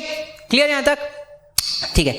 तो इंसॉल्वेंसी एंड बैंक्रप्सी कोड के अंदर कुछ लोग होते हैं जो लोग फाइल कर सकते हैं, उनमें से किसी ने एप्लीकेशन फाइल कर दी, उनमें से किसी ने एनसीएलटी के पास जाके बोला कि प्लीज स्टार्ट करो ये प्रोसेस। तो एक तरफ हमारे पास है हाई कोर्ट का winding up petition, high court में वाइंडिंग अप पिटीशन चल रहा है, उसका हियरिंग चल रहा है। दूसरी ओर किसी ने एनसीएलटी के पास फाइल कर दिया एक CIRP का petition, that is insolvency resolution process का पिटीशन, ठीक है। नाउ समझो आप इस बात को, जब वाइंडिंग अप पिटीशन चल रहा है तो वाइंडिंग अप मतलब आप उस कंपनी को पूरा खत्म करने वाले हो, आप उसके असेट्स को बेच के पैसा जो मिलेगा उसको अपने लायबिलिटीज डिस्चार्ज करोगे एंड कंपनी डिसॉल्व कर दोगे, राइट। लिक्विडेशन का ये है। मतलब इंसॉल्वेंसी एंड बैंक्रप्सी कोड में जो प्रोसेस होता है उसमें आप एकदम उल्टा कर रहे होते हो, उसमें आप बोल रहे हो तो नहीं मेरे कंपनी को बेचना मत, मेरे कंपनी को खत्म मत करना, प्लीज मेरे कंपनी को बचा लो। तो एक तरफ वाइंडिंग अप पिटीशन है जो बोल रहा है कंपनी खत्म करो, दूसरी तरफ इंसॉल्वेंसी एंड बैंक्रप्सी कोड का पिटीशन है जो बोल रहा है कंपनी को बचाओ। क्या दोनों पिटीशन साथ में चल सकती है? नहीं, दोनों पिटीशन साथ में नहीं चल सकती, राइट। तो इसीलिए फिर हमारा जो एम्प्लॉय यूनियन है उसने हाई कोर्ट के पास एक पिटीशन फाइल की और बोली देखिए भाई वहां पे एनसीएलटी के पास इंसॉल्वेंसी एंड बैंक्रप्सी कोड के अंदर रिवाइव करने के लिए पिटीशन डल चुका है, तो आप एक काम करो ना, आप अपना वाइंडिंग अप पिटीशन उधर ट्रांसफर कर दो, देख लेंगे रिवाइव हो गया तो ठीक, नहीं तो वाइंडिंग अप पिटीशन फाइल हो जाएगा, क्योंकि दोनों चीज तो साथ में चल नहीं सकता, राइट। हाई कोर्ट को आया गुस्सा, हाई कोर्ट बोली वो एनसीएलटी है, वो मेरे से छोटा है, हम हाई कोर्ट है भाई, I am the high court, आप मेरे सामने ऐसा कैसे बोले, हम कोई पिटीशन वहां ट्रांसफर नहीं कर रहे, एनसीएलटी को बोलो वो अपना पिटीशन हम कोई पिटीशन वहां ट्रांसफर नहीं कर रहे, मेरे सामने जो वाइंडिंग अप पिटीशन चल रहा है वो चलते रहेगा। और क्योंकि winding up and insolvency and bankruptcy code साथ में नहीं चल सकता, एनसीएलटी ने जो इंसॉल्वेंसी एंड बैंक्रप्सी कोड का एप्लीकेशन एक्सेप्ट किया था वो हम कैंसिल कर रहे हैं, ठीक है। तो हाईकोर्ट ने बोला एनसीएलटी जाए भाड़ में, उसके सामने जो पिटीशन चल रहा जाए भाड़ में, हमें फर्क नहीं पड़ता, एनसीएलटी ने जो भी ऑर्डर पास किया हम उसको कैंसिल कर रहे हैं और मेरे सामने वाला पिटीशन मेरे सामने ही चलता रहेगा, ठीक है, कूल। अब इस बात से दुखी हो गए एम्प्लॉय यूनियन चाह रहे थे ना कि कंपनी रिवाइव हो जाए, और कंपनी किसके सामने रिवाइव होता है? एनसीएलटी के सामने, हाईकोर्ट के सामने तो नहीं होता। तो कंपनी एम्प्लॉय यूनियन ने फिर सुप्रीम कोर्ट के पास अपील डाल दी, ठीक है। सुप्रीम कोर्ट ने किसके फेवर में डिसाइड किया? सुप्रीम कोर्ट ने एम्प्लॉय यूनियन के ही फेवर में डिसाइड किया। सुप्रीम कोर्ट का स्टैंड ये था कि देखो भाई हर इंसान को दूसरा मौका मिलना चाहिए। सो अगर इंसॉल्वेंसी एंड बैंक्रप्सी कोड में वो कंपनी बच सकती है तो हमें पहले वहां पे उसको बचाने का ट्राई करना होगा। अगर वहां पे कंपनी नहीं बचती तो एनीवे लिक्विडेट होने वाली है ना, तो आप लिक्विडेशन ही करना चाह रहे हो ना, थोड़ा रुक के कर लेना। व्हाट इफ कंपनी उसके बीच में बच गई? व्हाट इफ किसी थर्ड पार्टी ने पैसा लगा दिया और कंपनी को बचा लिया? आरओसी का मतलब सुप्रीम कोर्ट का यह कहना था कि हम कभी नहीं जाएंगे, इंडिया का लॉ कभी नहीं चाहता कि कंपनी लिक्विडेट होए, ठीक है। इंडिया का लॉ हमेशा चाहता है कि कंपनी की इज्जत बच जाए, कंपनी बच जाए। इस केस में therefore insolvency and bankruptcy code के अंदर का जो प्रोसेस है उसे हमें प्रिवेल कराना पड़ेगा। कंपनीज एक्ट के अंदर जो वाइंडिंग अप चल रहा है उसे हम एक बार रोकेंगे। तो सुप्रीम कोर्ट ने बोला हाई कोर्ट ने गलत बात करी, हाई कोर्ट वाला जो पिटीशन है वो एक्चुअली कैंसिल होगा and insolvency and bankruptcy code वाला पिटीशन आगे जाएगा जो कि एनसीएलटी के पास है। अगर आगे जाके कुछ रिवाइवल प्लान आ जाता है तो वेरी गुड, रिवाइवल प्लान अगर नहीं आता है तो कंपनी तो एनीवे लिक्विडेट हो जाएगी, ठीक है। तो सुप्रीम कोर्ट ने बोला कि अगर एक बार वाइंडिंग अप पिटीशन फाइल हो चुका है हाई कोर्ट में एंड उसके बाद कोई इंसान अगर एनसीएलटी में आईबीसी या इंसॉल्वेंसी एंड बैंक्रप्सी कोड के अंदर प्रोसेस स्टार्ट कराता है तो इंसॉल्वेंसी एंड बैंक्रप्सी कोड का प्रोसेस आगे जाएगा, वाइंडिंग अप का प्रोसेस हाई कोर्ट में रुक जाएगा, क्यों? क्योंकि हर इंसान को दूसरा मौका मिलना चाहिए। अगर इंसॉल्वेंसी एंड बैंक्रप्सी कोर्ट का प्रोसेस सक्सेसफुल हो जाता है तो हमारी कंपनी बच जाएगी। अगर वो प्रोसेस सक्सेसफुल नहीं होता है तो एनीवे कंपनी लिक्विडेट हो रही थी, एनीवे कंपनी लिक्विडेट हो जाएगी। समझा आपको? चलिए देखते फटाक से। कोर्ट ने बोला कि इंसॉल्वेंसी एंड बैंक्रप्सी कोर्ट का जो प्रोसीडिंग्स होता है वो इंडिपेंडेंट प्रोसीडिंग्स होता है एंड उनका कुछ लेना देना नहीं है कि हाई कोर्ट में क्या चल रहा है या कंपनी कोर्ट में क्या चल रहा है, वो चीज उनका कोई भी लेना देना नहीं है। ठीक है। उसके बाद उन्होंने बोला एक बार IB code that is insolvency and bankruptcy code के अंदर एप्लीकेशन फाइल हो जाता है, winding up proceeding before the high court can not be proceeded with. आप वाइंडिंग अप प्रोसीडिंग उसके बाद आगे लेके नहीं जा सकते हो। सिंपल रीजन, दोनों चीज साथ में नहीं चल सकता ना। हाई कोर्ट मतलब वाइंडिंग अप बोलता है कंपनी को खत्म करो और इंसॉल्वेंसी एंड बैंक्रप्सी बोलता है कंपनी को बचाओ, तो एक को प्रिवेल करना पड़ेगा। Which one will prevail? Insolvency and bankruptcy code will prevail. ठीक है। सो ये था हमारा आज का थर्ड केस जिसमें हम लोग ने जाना कि अगर कभी इंसॉल्वेंसी एंड बैंक्रप्सी कोड के अंदर कोई पिटिशन डाला जाए एंड अगर कंपनीज एक्ट के अंडर वाइंडिंग अप पिटिशन डाला जाए तो उस केस में insolvency and bankruptcy code only prevails, the court का winding up order does not stand. ठीक है, समझा आपको?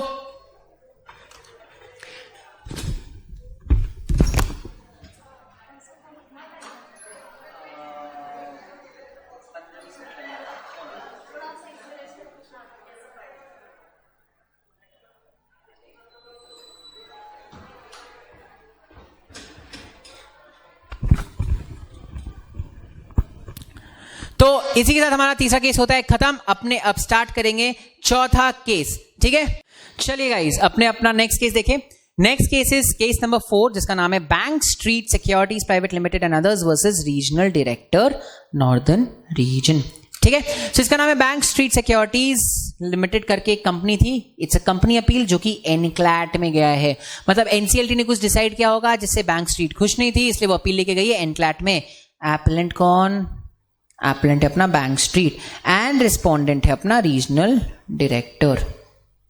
ठीक है, सो ये केस है with respect to mergers and amalgamations. आपको हम क्विक में एक मर्जर्स अमालगमेशंस का पूरा प्रोसेस बता देते हैं। अगर मान लो मर्जर अमालगमेशन करना है तो उसमें क्या होता है, दो कंपनीज मिलती है एंड एक तीसरी कंपनी बनाती है। जैसे कि हीरो एंड होंडा मिलके क्या बनाई? Hero Honda. Maruti and Suzuki मिलके क्या बनाई? Maruti Suzuki. Idea and Vodafone मिलके बनाई idea Vodafone India cellular limited.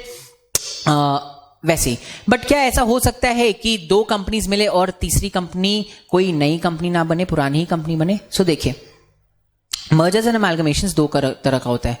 एक होता है जब एक कंपनी ए दूसरी कंपनी बी से मिलके एक नई कंपनी बना रही है सी।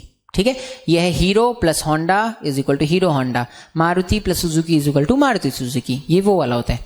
दूसरा होता है A plus B will form A only, which means B पूरा इसमें अब्सॉर्ब हो गई है। This is also called a merger. ठीक है, एनीवे वो आप लोग इन डिटेल पढ़ोगे कॉर्पोरेट रिस्ट्रक्चरिंग में, सो यहां का केस नहीं है। मर्जर एंड अमालगमेशन का प्रोसेस आपको बताते हैं। तो होता क्या है, अगर ए एंड बी दो कंपनीज है जिनको मर्ज करना है तो पहले तो दोनों कंपनीज अपने अपने बोर्ड ऑफ डायरेक्टर्स के आपस में डिस्कस करेगी। ठीक है, फिर दोनों कंपनी सामने आके डिस्कस करेगी। राइट, दोनों कंपनी सामने आएगी एंड साथ में बैठ के डिस्कस करेगी, देखो भाई हमको ये चाहिए, हमको ये चाहिए, इसके बदले में मेरे को ये चाहिए, इसके बदले में आपको ये मिलेगा, वगैरह वगैरह।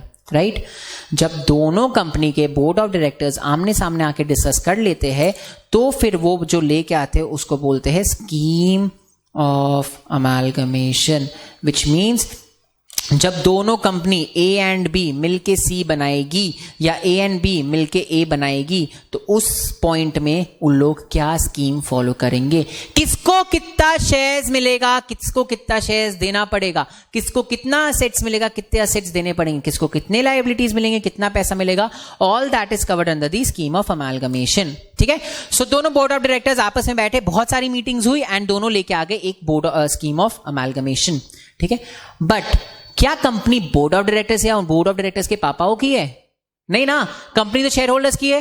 राइट, तो उस केस में आप जब भी स्कीम ऑफ अमालगमेशन लेके आगे बढ़ते हो तो आपको इस स्कीम ऑफ अमालगमेशन को शेयर होल्डर्स से एंड क्रेडिटर्स से आपको अप्रूव कराना पड़ता है। ठीक है, उसके बाद ही आप अमालगमेशन कर सकते हो। तो किन से अप्रूव कराना पड़ता है? एक तो शेयर होल्डर्स से एंड एक क्रेडिटर्स से।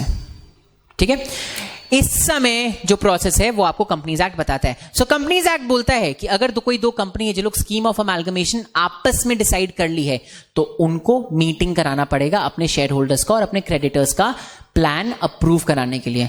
बट वो मीटिंग वो खुद से नहीं करा सकते. जैसे जनरल मीटिंग होता है वैसे ही वो खुद से नोटिस देके उनको नहीं बुला सकते. पहले उनको आना पड़ेगा एनसीएलटी.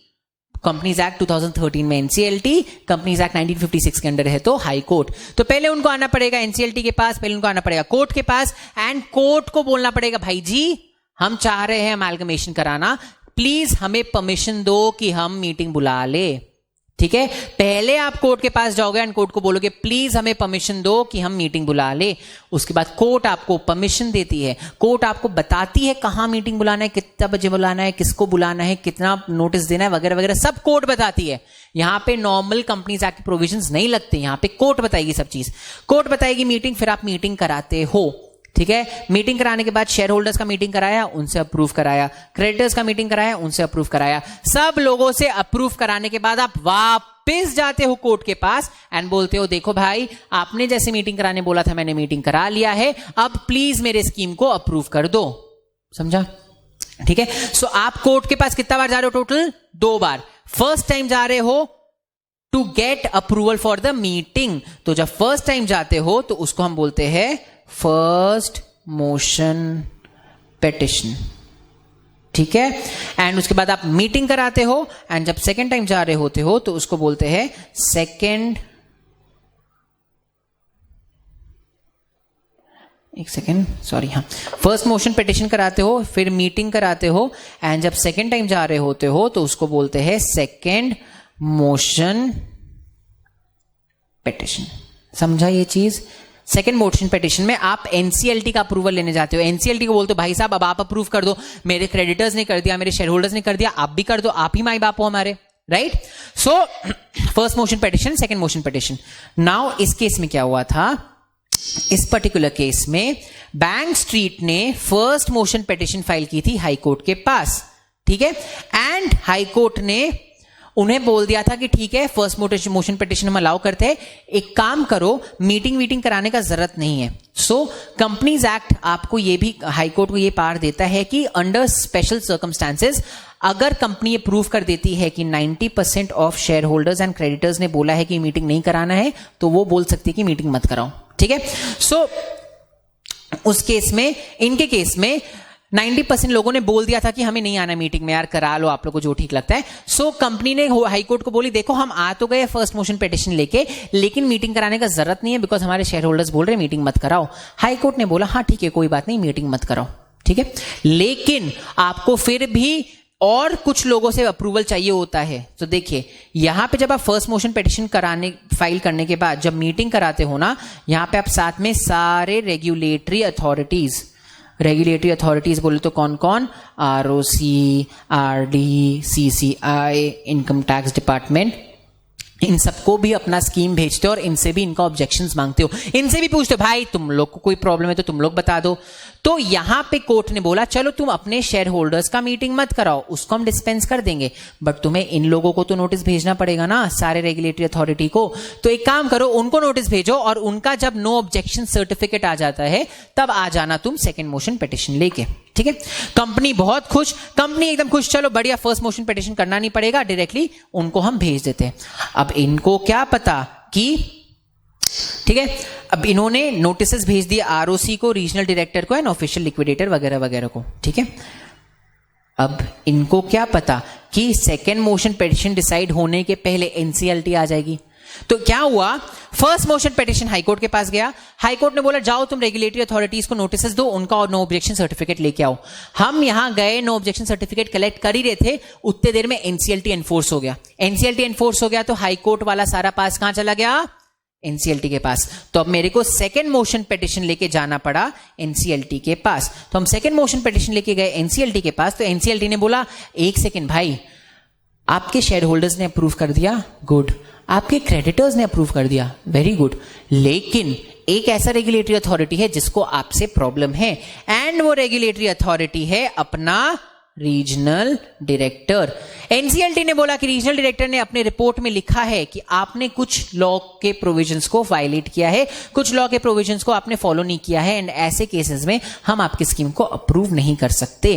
इसीलिए एनसीएलटी के इसी ऑर्डर के अगेंस्ट अपील में आया है बैंक स्ट्रीट। ठीक है, एनक्लैट ने किसके फेवर में डिसाइड किया? एनक्लैट ने रीजनल डायरेक्टर के ही फेवर में डिसाइड किया। एनक्लैट का बोलना था कि देखिए सब चीज ठीक है, बट कंपनी लॉ बोलता है कि अगर आपने कोई भी वायलेशन ऑफ लॉ किया है तो हम आपकी स्कीम को अप्रूव नहीं कर सकते। ठीक है, रीजनल डायरेक्टर ने बोल दिया कि आप इन्वेस्टमेंट एक्टिविटीज करते थे, आप लोन्स वोन्स देते थे, एंड हेंस आरबीआई के अंडर आपको कुछ रिक्वायरमेंट्स थे रजिस्ट्रेशन करने का जो आपने नहीं लिया। So there is a violation of law, right? आपको आरबीआई एक्ट के अंदर बोला जा रहा है रजिस्ट्रेशन लेने के लिए, लेकिन आपने रजिस्ट्रेशन नहीं लिया। That is violation of law, and जब तक आप रजिस्ट्रेशन नहीं लोगे हम आपकी स्कीम को अप्रूव नहीं करेंगे। ठीक है, तो इस बात पे कंपनी ने बोला भाई लेकिन मतलब हाँ ठीक है, आई एक्सेप्ट कि हम इन्वेस्टमेंट एक्टिविटीज करते हैं, आई एक्सेप्ट कि हम लोन्स वोन्स देते हैं, बट ये सब चीज से मेरा इनकम जीरो है, मेरा इनकम है ही नहीं एकदम भी, तो हम क्यों रजिस्ट्रेशन ले? एनक्लैट ने बोला देखो भाई फर्क नहीं पड़ता आपका इनकम जीरो हो, 400, 500, 5000 हो, 15000 हो, हमें नहीं फर्क पड़ता। ठीक है, हमें किस बात से फर्क पड़ता है? आप वो एक्टिविटीज कर रहे हो जिसकी वजह से आपको रजिस्ट्रेशन लेना था एंड आपने रजिस्ट्रेशन नहीं लिया, खत्म बात। ठीक है, रजिस्ट्रेशन अगर नहीं लिया तो आपने वायलेशन ऑफ लॉ किया है, हम आपको स्कीम को अप्रूवल नहीं दे सकते, and hence the court held the applicants were liable to get registered, and जब तक वो रजिस्ट्रेशन नहीं करेंगे तब तक उनका scheme will not get approved. समझा आपको? तो इस केस में बोला चाहो पहले रजिस्ट्रेशन करके आओ फिर आपकी स्कीम को अप्रूवल मिलेगा। ठीक है, समझा सबको ये केस? चलिए आते हैं अपने नेक्स्ट केस की तरफ। अपना जो केस नंबर 5 है, it's a very big short case, इसको हम लोग बाद में इन डिटेल देखेंगे, इसको अभी के लिए स्किप करते हैं। फर्स्ट लेक्चर है, I don't want it to be very heavy for you guys, इसलिए अपने थोड़ा आराम से धीरे धीरे करके देखेंगे। चलिए आइए, आज अपने सिंपल केसेस ही लेंगे, फर्स्ट लेक्चर है, हम नहीं चाहते कि आप मेरे से डर जाओ, हम नहीं चाहते कि आप सब्जेक्ट से डर जाओ, इसलिए छोटे छोटे प्यारे प्यारे केसेस देखेंगे। ठीक है, आइए आते अपने नेक्स्ट केस में, case number 6। It is between SAIL, that is steel authority of India limited, and Ambika mills limited. Forum कौन सा है? Supreme court. क्या है ये? It's an appeal. ठीक है, सो सेल क्या बन गया अपना? एपेलेंट, एंड अंबिका मिल्स बन गई अपनी रेस्पोंडेंट। नाउ इसमें देखिए क्या हुआ था, आप सबको पता है कि गवर्नमेंट हर दिन 50 तरह का स्कीम लेके आती है कि आप ये करो तो आपको ये बेनिफिट मिलेगा, ये करो तो यहां एग्जेम्पशन मिलेगा, वो करो तो वहां एग्जेम्पशन मिलेगा, सबको पता है। सो इस केस में भी क्या हुआ था, गवर्नमेंट ने एक स्कीम लाया था। ठीक है, इस स्कीम के तहत जिसको जिसको भी लाइसेंस दिया जाएगा, ठीक है, जिसको जिसको भी लाइसेंस दिया जाएगा उन लोगों को सर्टेन गुड्स में सब्सिडाइज्ड पैसा देना पड़ेगा। ठीक है, सो अगर मान लो मैंने इस स्कीम के अंडर एक लाइसेंस निकाला है तो मेरे को कुछ गुड्स के ऊपर सब्सिडाइज्ड रेट ही देना पड़ेगा। सब्सिडाइज्ड रेट मतलब लो रेट, कम पैसा। ठीक है, तो मेरे को बहुत कम पैसा उसको देना पड़ेगा, ऐसा उस स्कीम में लिखा हुआ था। और ये गुड्स कौन से थे? ये गुड्स थे जनरली स्टील के बने हुए गुड्स। ठीक है, जनरली स्टील के बने हुए गुड्स थे। तो स्कीम आया, स्कीम ने बोला देखो भाई जिसको जिसको लाइसेंस लेना है लाइसेंस ले लो, आगे जाके जिसके पास भी ये लाइसेंस रहेगा उसको हम ये सब स्टील के गुड्स कम पैसे में दिलवा देंगे। ठीक है, अंबिका मिल्स अपनी जो रेस्पोंडेंट है, बहुत लालची, हाँ, रेस्पोंडेंट जो है अपनी अंबिका, वो एकदम खुश, एकदम तैयार हो, बोली भाई आज के आज मेरे को लाइसेंस दिलाओ, मैं आगे से कम पैसे में सामान लूंगा। तो अंबिका मिल्स गई एंड उसने गवर्नमेंट से ये लाइसेंस निकाल लिया।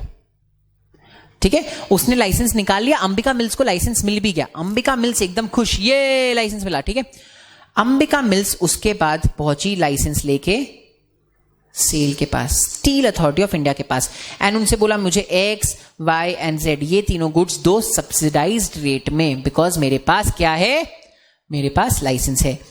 सेल बोला ठीक है लाइसेंस दिखाइए। अंबिका मिल्स ने लाइसेंस दिया तो सेल लाइसेंस देखा एंड देन उन्होंने बोला ma'am I am very sorry but आपको हम ये बेनिफिट नहीं दे सकते। अंबिका मिल्स लाइक ऐसे कैसे बेनिफिट नहीं दे सकते, मेरे पास लाइसेंस है, बेनिफिट आपको देना पड़ेगा। सेल ने बोला मैम आपके पास लाइसेंस है, ये बात सही है, बट आपका जो लाइसेंस है वो डिफेक्टिव है।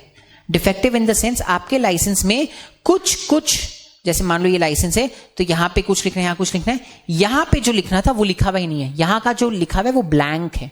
तो आपका इनकम्प्लीट लाइसेंस है, डिफेक्टिव लाइसेंस है, हेंस आपको बेनिफिट हम नहीं दे सकते। अंबिका मिल्स एकदम एक नंबर से चिढ़ गई। अंबिका मिल्स बोली भाई ये क्या बात हुआ, मेरे पास लाइसेंस था, मेरे को बेनिफिट मिलना चाहिए। सेल ने बोला देखो भाई हम कुछ नहीं कर सकते, आपका licence is defective, we can't help it. Ambika mills का घूमा सर। अंबिका मिल्स ने बोला सर लाइसेंस मैंने प्रिंट कराया क्या? नहीं। लाइसेंस बन के कहां से आया है? गवर्नमेंट से, राइट? लाइसेंस तो गवर्नमेंट बना के देती है ना। आपका ड्राइविंग लाइसेंस आप प्रिंट करते हो या आप डिजाइन करते हो क्या? नहीं ना, गवर्नमेंट देती है। तो अंबिका मिल्स ने बोला सर लाइसेंस तो गवर्नमेंट बना के दी है, ठीक है। अब अगर लाइसेंस में कुछ गलत लिखा हुआ है या कुछ इनकम्प्लीट लिखा हुआ है उसमें मेरी कोई गलती नहीं है। सेल बोला भाई अब वो आपके और गवर्नमेंट के बीच का प्रॉब्लम है, हम कुछ नहीं कर सकते। तो अंबिका मिल्स क्या बोली? अंबिका मिल्स बोली आपके और गवर्नमेंट का प्रॉब्लम है, इसका मतलब क्या होता है? SAIL is a government company. SAIL आप एक गवर्नमेंट कंपनी हो, आपके 100% शेयर होल्डर्स गवर्नमेंट है, तो अगर देखा जाए इन इफेक्ट तो आप तो गवर्नमेंट ही हो।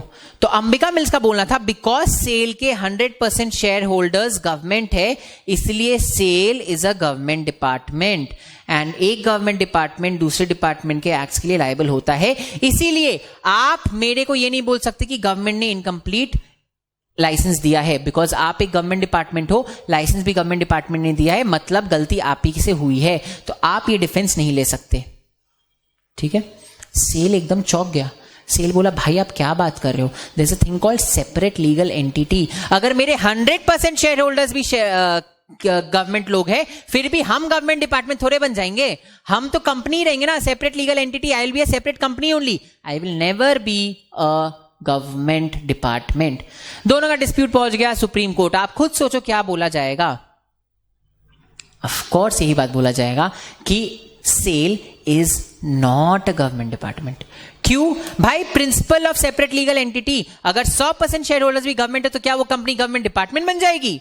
नहीं, वो कंपनी अलग से गवर्नमेंट कंपनी ही रहेगी, वो गवर्नमेंट के किसी भी एक्ट से लायबल नहीं होगी। ऑन द कॉन्ट्ररी गवर्नमेंट भी जो है वो अलग से गवर्नमेंट रहेगा, ये जो कंपनी है वो गवर्नमेंट डिपार्टमेंट नहीं बन जाएगी। जस्ट बिकॉज किसी कंपनी के 100% shareholders are government does not mean वो कंपनी एक गवर्नमेंट डिपार्टमेंट बन जाती है। तो इस केस में ये होल्ड किया गया कि जो गवर्नमेंट कंपनीज होती है वो कंपनीज ही होती है, लेकिन वो गवर्नमेंट डिपार्टमेंट नहीं हो जाती। हमें फर्क नहीं पड़ता कि उसका शेयर होल्डिंग पैटर्न क्या है, ठीक है। चलिए देखते हैं इसमें क्या बोला गया था। Ambika had obtained an advance license under a scheme and submitted it to SAIL for supply of product X, ठीक है। सेल ने रिजेक्ट कर दिया लाइसेंस एंड रिफ्यूज कर दिया सप्लाई करने से good, stating that licence was defective. SAIL ने बोला लाइसेंस डिफेक्टिव है, हम आपको नहीं दे सकते, ठीक है। रेस्पोंडेंट ने बोला कि लाइसेंस का इशूइंग अथॉरिटी मतलब government and major share holder of the appellant were the same government. Same government है, सेंट्रल गवर्नमेंट ही है दोनों जगह। तो इस केस में appellant can not reject the defective licence because आप लोग दोनों सेम डिपार्टमेंट को बिलोंग करते हो। मेन प्रॉब्लम जो यहां पे आया वो था कि whether a company in which major share holder is government itself becomes a department of the government और it remains as a separate entity. आपको क्या लगता है क्या वो डिपार्टमेंट बन जाता है या वो सेपरेट एंटिटी ही रहता है? कोर्ट ने भी वही बोला, कोर्ट ने भी सेल के फेवर में ही दिया। कोर्ट का बोलना है that a company even though fully owned by government when incorporated takes its own entity, right, एक अपनी एंटिटी ले लेती है वो, एंड इसीलिए it can not be considered as a department, वो एक अलग से कंपनी ही रहती है। Hence the court held that the appellant that is SAIL was not a department of the government and had a separate entity. समझा आपको? समझा सबको? बढ़िया। चलिए ये केस समझा। इस केस में बेसिकली ये बोला जा रहा है कि अगर कोई कंपनी है जिसके 100% शेयर होल्डर्स भी मतलब गवर्नमेंट ही होती है, तो उस केस में भी वो कंपनी ही रहेगी, वो गवर्नमेंट डिपार्टमेंट नहीं बन जाएगी, उसका एक सेपरेट लीगल एंटिटी रहेगा, ठीक है। चलिए आते अपने फटाक से अपने 7th केस के पास। आज अपने 8th केस तक ही देखने वाले हैं, तो ये अपना सेकेंड लास्ट केस है आज का। जल्दी से देखते क्या है, बहुत ही छोटा सा प्यारा सा केस है, जल्दी से अपने देखते क्या है। इस केस का नाम है Usha Martin ventures limited versus Usha Martin and another. Forum क्या है? NCLAT and it's an appeal. So Usha Martin Ventures is the appellant. हम लोग इसको अपने डिस्कशन के लिए बोलेंगे वेंचर्स, ठीक है, एंड उषा मार्टिन लिमिटेड को हम लोग बोलेंगे उषा मार्टिन, और ये है अपनी रेस्पोंडेंट. तो देखिए हुआ क्या था. उषा मार्टिन जो है ना, उषा मार्टिन के बोर्ड ऑफ डायरेक्टर्स में, उषा मार्टिन है ये, ठीक है, ये उषा मार्टिन है, ये इनका है बोर्ड ऑफ डायरेक्टर्स. तो उषा मार्टिन के बोर्ड ऑफ डायरेक्टर्स में स्टेट बैंक ऑफ इंडिया, सबको पता क्या होता है, स्टेट बैंक ऑफ इंडिया ने एक नॉमिनी डायरेक्टर अपॉइंट किया था. नॉमिनी डायरेक्टर क्या होता है भाई लोग? नॉमिनी डायरेक्टर मतलब वो डायरेक्टर जो कि एक थर्ड पार्टी आपके बोर्ड ऑफ डायरेक्टर्स में अपॉइंट करती है, एंड उस डायरेक्टर का काम होता है बहुत ही लिमिटेड. क्या वो एक नॉर्मल डायरेक्टर जैसे काम करती है? नहीं, उसका काम बहुत ज्यादा लिमिटेड होता है, राइट. तो उन्होंने एक नॉमिनी डायरेक्टर अपॉइंट किया था, ठीक है. तो उषा मार्टिन के बोर्ड ऑफ डायरेक्टर्स में है उसके अपने डायरेक्टर्स एंड एक नॉमिनी डायरेक्टर ऑफ SBI, ठीक है. अब क्या हुआ, वेंचर्स ने उषा मार्टिन के अगेंस्ट ऑपरेशन एंड मिसमैनेजमेंट का केस फाइल कर दिया. उन्होंने बेसिकली केस फाइल किया उषा मार्टिन के बोर्ड ऑफ डायरेक्टर्स के अगेंस्ट, ठीक है. इसलिए इस केस का नाम है वेंचर्स वर्सेस उषा मार्टिन, ठीक है. तो उषा मार्टिन के अगेंस्ट वेंचर्स ने ऑपरेशन एंड मिसमैनेजमेंट का केस फाइल कर दिया ना. ऑपरेशन मिसमैनेजमेंट शेयर होल्डर्स करते हैं क्या? नहीं ना. ऑपरेशन मिसमैनेजमेंट तो बोर्ड ऑफ डायरेक्टर ही करेगी. तो बेसिकली उषा मार्टिन के board of director against case file हो गया. नाउ जब डायरेक्टर्स के अगेंस्ट, वाह, हेलो,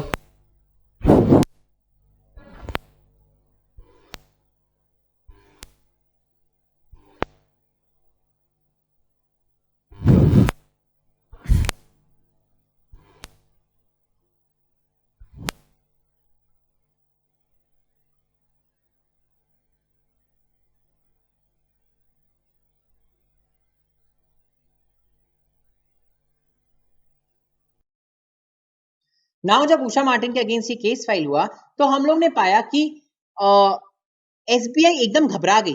SBI बोली, अरे भाई उषा मार्टिन के बोर्ड ऑफ डायरेक्टर्स के अगेंस्ट केस फाइल हुआ है, मेरा भी तो नॉमिनी डायरेक्टर वहां बैठा हुआ है, मेरे भी तो नॉमिनी डायरेक्टर के ऊपर आंच आ जाएगी. तो SBI बोली एक काम करते हैं, उषा मार्टिन के साथ साथ हम भी पार्टी बन जाते हैं. वेंचर्स बोला नहीं, हमने केस किसके अगेंस्ट फाइल किया है? उषा मार्टिन के अगेंस्ट. ये तो केस फाइल नहीं हुआ है. SBI के बोर्ड ऑफ डायरेक्टर्स को तो हम नहीं बोल रहे है ऑपरेशन पार्टी की. SBI को बोलना है भाई हमको पता है आप मेरे अगेंस्ट केस फाइल नहीं किए हो, बट मेरा एक नॉमिनी डायरेक्टर वहां बैठा हुआ है. नॉमिनी डायरेक्टर कौन? वो अपने आप को रिप्रेजेंट नहीं कर रहा है, वो मेरे को रिप्रेजेंट कर रहा है, वो SBI को रिप्रेजेंट कर रहा है. तो अगर नॉमिनी डायरेक्टर के ऊपर कोई भी आंच आती है तो SBI को तो उसको बचाने आना पड़ेगा. तो SBI ने बोला प्लीज मेरे को अपने नॉमिनी डायरेक्टर को आके बचाने दो. इस बात पे वेंचर्स बोल रही है नहीं, केस तो उषा मार्टिन के अगेंस्ट है, उषा मार्टिन ही आएगी. इसलिए डिस्प्यूट पहुंच गया केस कोर्ट के पास. समझा आपको? तो वेंचर्स ने उषा मार्टिन के बोर्ड ऑफ डायरेक्टर्स के अगेंस्ट ऑपरेशन मिसमैनेजमेंट का पिटीशन फाइल किया. उषा मार्टिन के बोर्ड ऑफ डायरेक्टर्स में SBI का एक नॉमिनी डायरेक्टर है. तो SBI बोली कि भाई मेरे को भी पार्टी बनने दो इस सूट में, बिकॉज मेरा एक नॉमिनी डायरेक्टर वहां फंसा हुआ है, मेरे को उसको बचाना है, मेरे को उसको डिफेंड करना है, मेरे को भी सूट में आने दो. वेंचर्स बोला नहीं, एंड ये डिस्प्यूट पहुंच गया एनक्लैट के पास. एनक्लैट ने क्या डिसाइड किया आइए देखते हैं. पहले फैक्ट्स देख ले. सो एपेलेंट ने पिटीशन फाइल किया ऑपरेशन मिसमैनेजमेंट का against Usha Martin. State bank ने एक इंटरवेंशन एप्लीकेशन बोला जो NCLT ने अलाउ कर दिया. NCLT ने बोला हाँ हाँ आ जाओ, आपको आना चाहिए. सही बात है, एकदम सही बात है. इसीलिए वेंचर्स आई है अपील में, ठीक है. कोर्ट ने भी उषा मार्टिन मतलब SBI भी इसी का पार्ट था. तो उषा मार्टिन ने SBI के फेवर में डिसाइड किया. कोर्ट का बोलना था SBI had a nominee director in the company and जो अलेज किया गया है वो है मिसमैनेजमेंट ऑफ द कंपनी. इससे there would be a direct impact on the nominee director and hence SBI was a necessary and a proper party. Necessary नहीं है, proper party, ठीक है. तो बेसिकली कोर्ट का बोलना ये था कि हाँ उषा मार्टिन के बोर्ड ऑफ डायरेक्टर्स के अगेंस्ट आपने केस फाइल किया है, उषा मार्टिन के बोर्ड ऑफ डायरेक्टर्स में आपका नॉमिनी डायरेक्टर बैठा हुआ है, इससे इस पिटीशन से आपके नॉमिनी डायरेक्टर को अफेक्ट करेगा, इसीलिए SBI को राइट है एसबीआई को राइट है कि वो आए एंड अपने पिटिशन को, अपने डायरेक्टर को डिफेंड करे, and hence SBI was allowed to be a party to be impleaded in the suit. समझा आपको? क्लियर एकदम? चलिए, तो इसमें हमने जाना कि अगर मान लो कोई नॉमिनी डायरेक्टर होता है किसी बोर्ड ऑफ डायरेक्टर्स में एंड उस कंपनी अगेंस्ट ऑपरेशन मिसमैनेजमेंट का जाता है, तो वो जो नॉमिनी डायरेक्टर जिस भी कंपनी को रिप्रेजेंट कर रहा है उस कंपनी को आप पार्टी बना सकते हो। ठीक है, चलिए अब आइए हम लोग देखते हैं आज का लास्ट केस। इस केस का नाम है क्या? इस नाम का केस, इस केस का नाम है MEL windmills private limited versus mineral enterprises limited. तो इस केस का नाम है MEL विंडमिल्स वर्सेस MEL। तो हम लोग बोलेंगे इस पार्टी को MEL, इस पार्टी को बोलेंगे विंडमिल्स। ठीक है, केस कहां पे है? एनक्लैट में है and it's an appeal. Now इसमें सुनिए, हम लोग वापस देखते हैं क्या हुआ था।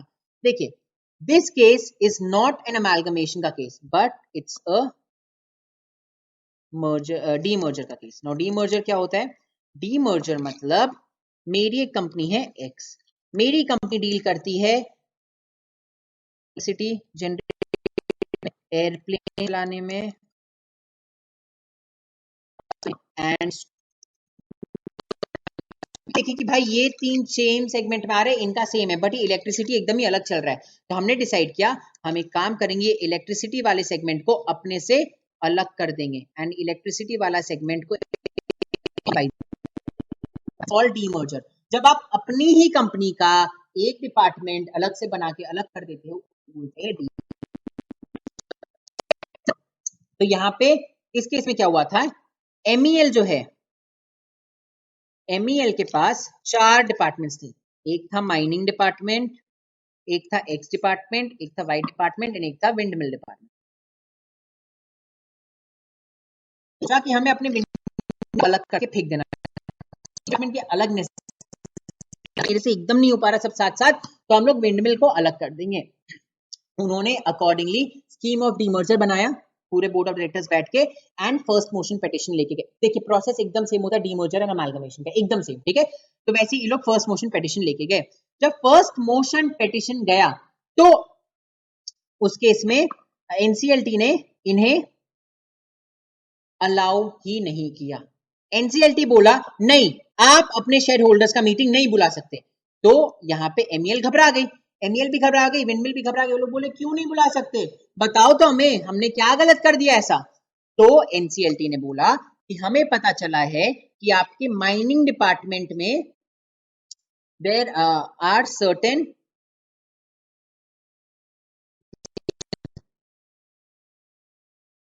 ठीक है, हाँ, हमें पता चला है कि आपके माइनिंग डिपार्टमेंट के अगेंस्ट सर्टेन, ठीक है, आपके माइनिंग डिपार्टमेंट के अगेंस्ट सर्टेन इन्वेस्टिगेशंस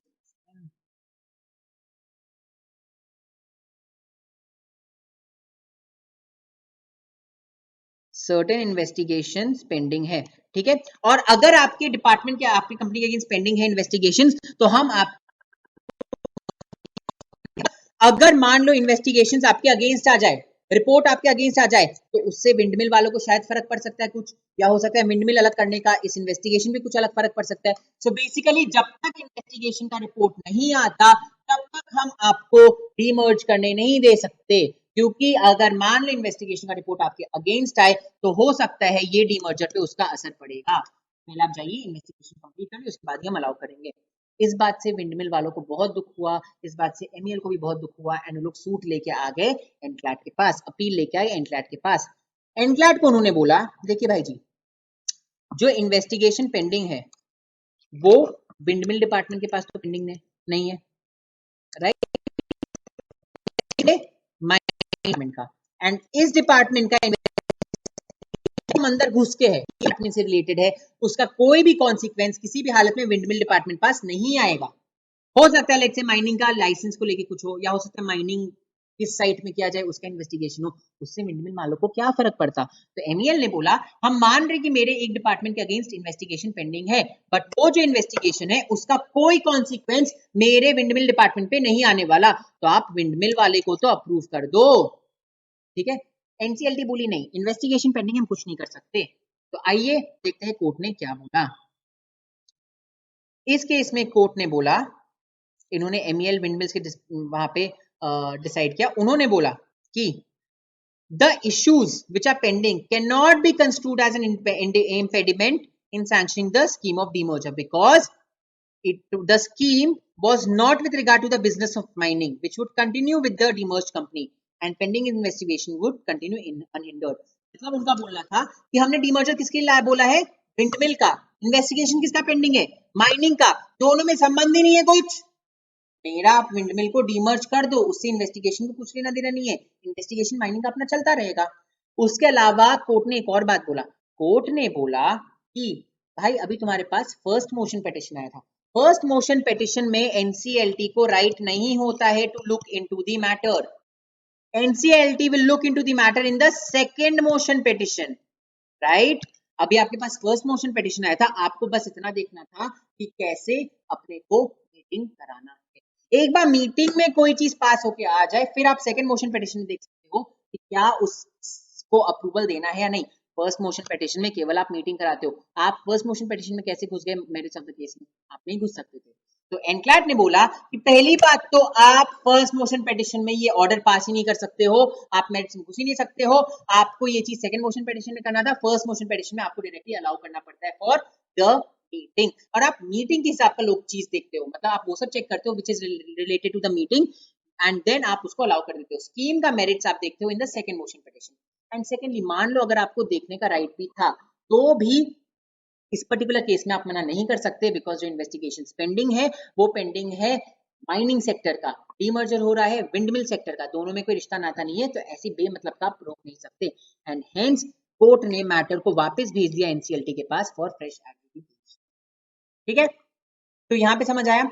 यहाँ पे हमारा आज का लास्ट केस होता है खत्म। अपने आज 7 केसेस देखे, 7 केसेस पहले लेक्चर के लिए काफी है, छोटे छोटे प्यारे प्यारे नन्हे मुन्ने केसेस थे, तो हम लोग ने बहुत आराम से केसेस देख लिया। एक बार फटाक से रिवाइज करते अपने सातों के सातों cases and then we'll call it a day for the first chapter.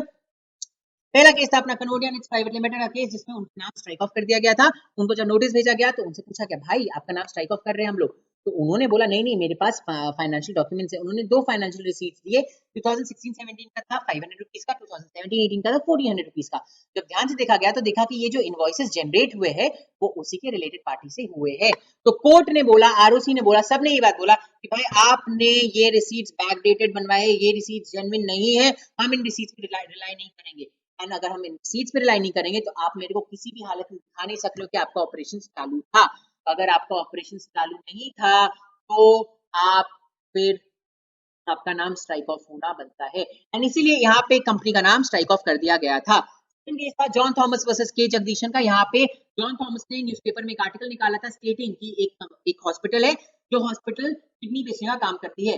के जगदीशन उस हॉस्पिटल में डायरेक्टर थे, उस हॉस्पिटल में काम करते थे। उन्होंने एक डेफेमेशन का सूट फाइल कर दिया against John Thomas. John Thomas ने बोला भाई सेपरेट लीगल एंटिटी आप सूट फाइल नहीं कर सकते हो, सूट फाइल कर सकता है केवल कंपनी, बिकॉज कंपनी के नाम पे डेफेमेशन हुआ है। के जगदीशन ने बोला भाई कंपनी के नाम पे डेफेमेशन हुआ है मुझे पता है, बट इनडायरेक्टली मेरा भी डेफेमेशन हुआ है, मेरा भी इज्जत गया है, इसलिए हम फाइल कर सकते हैं।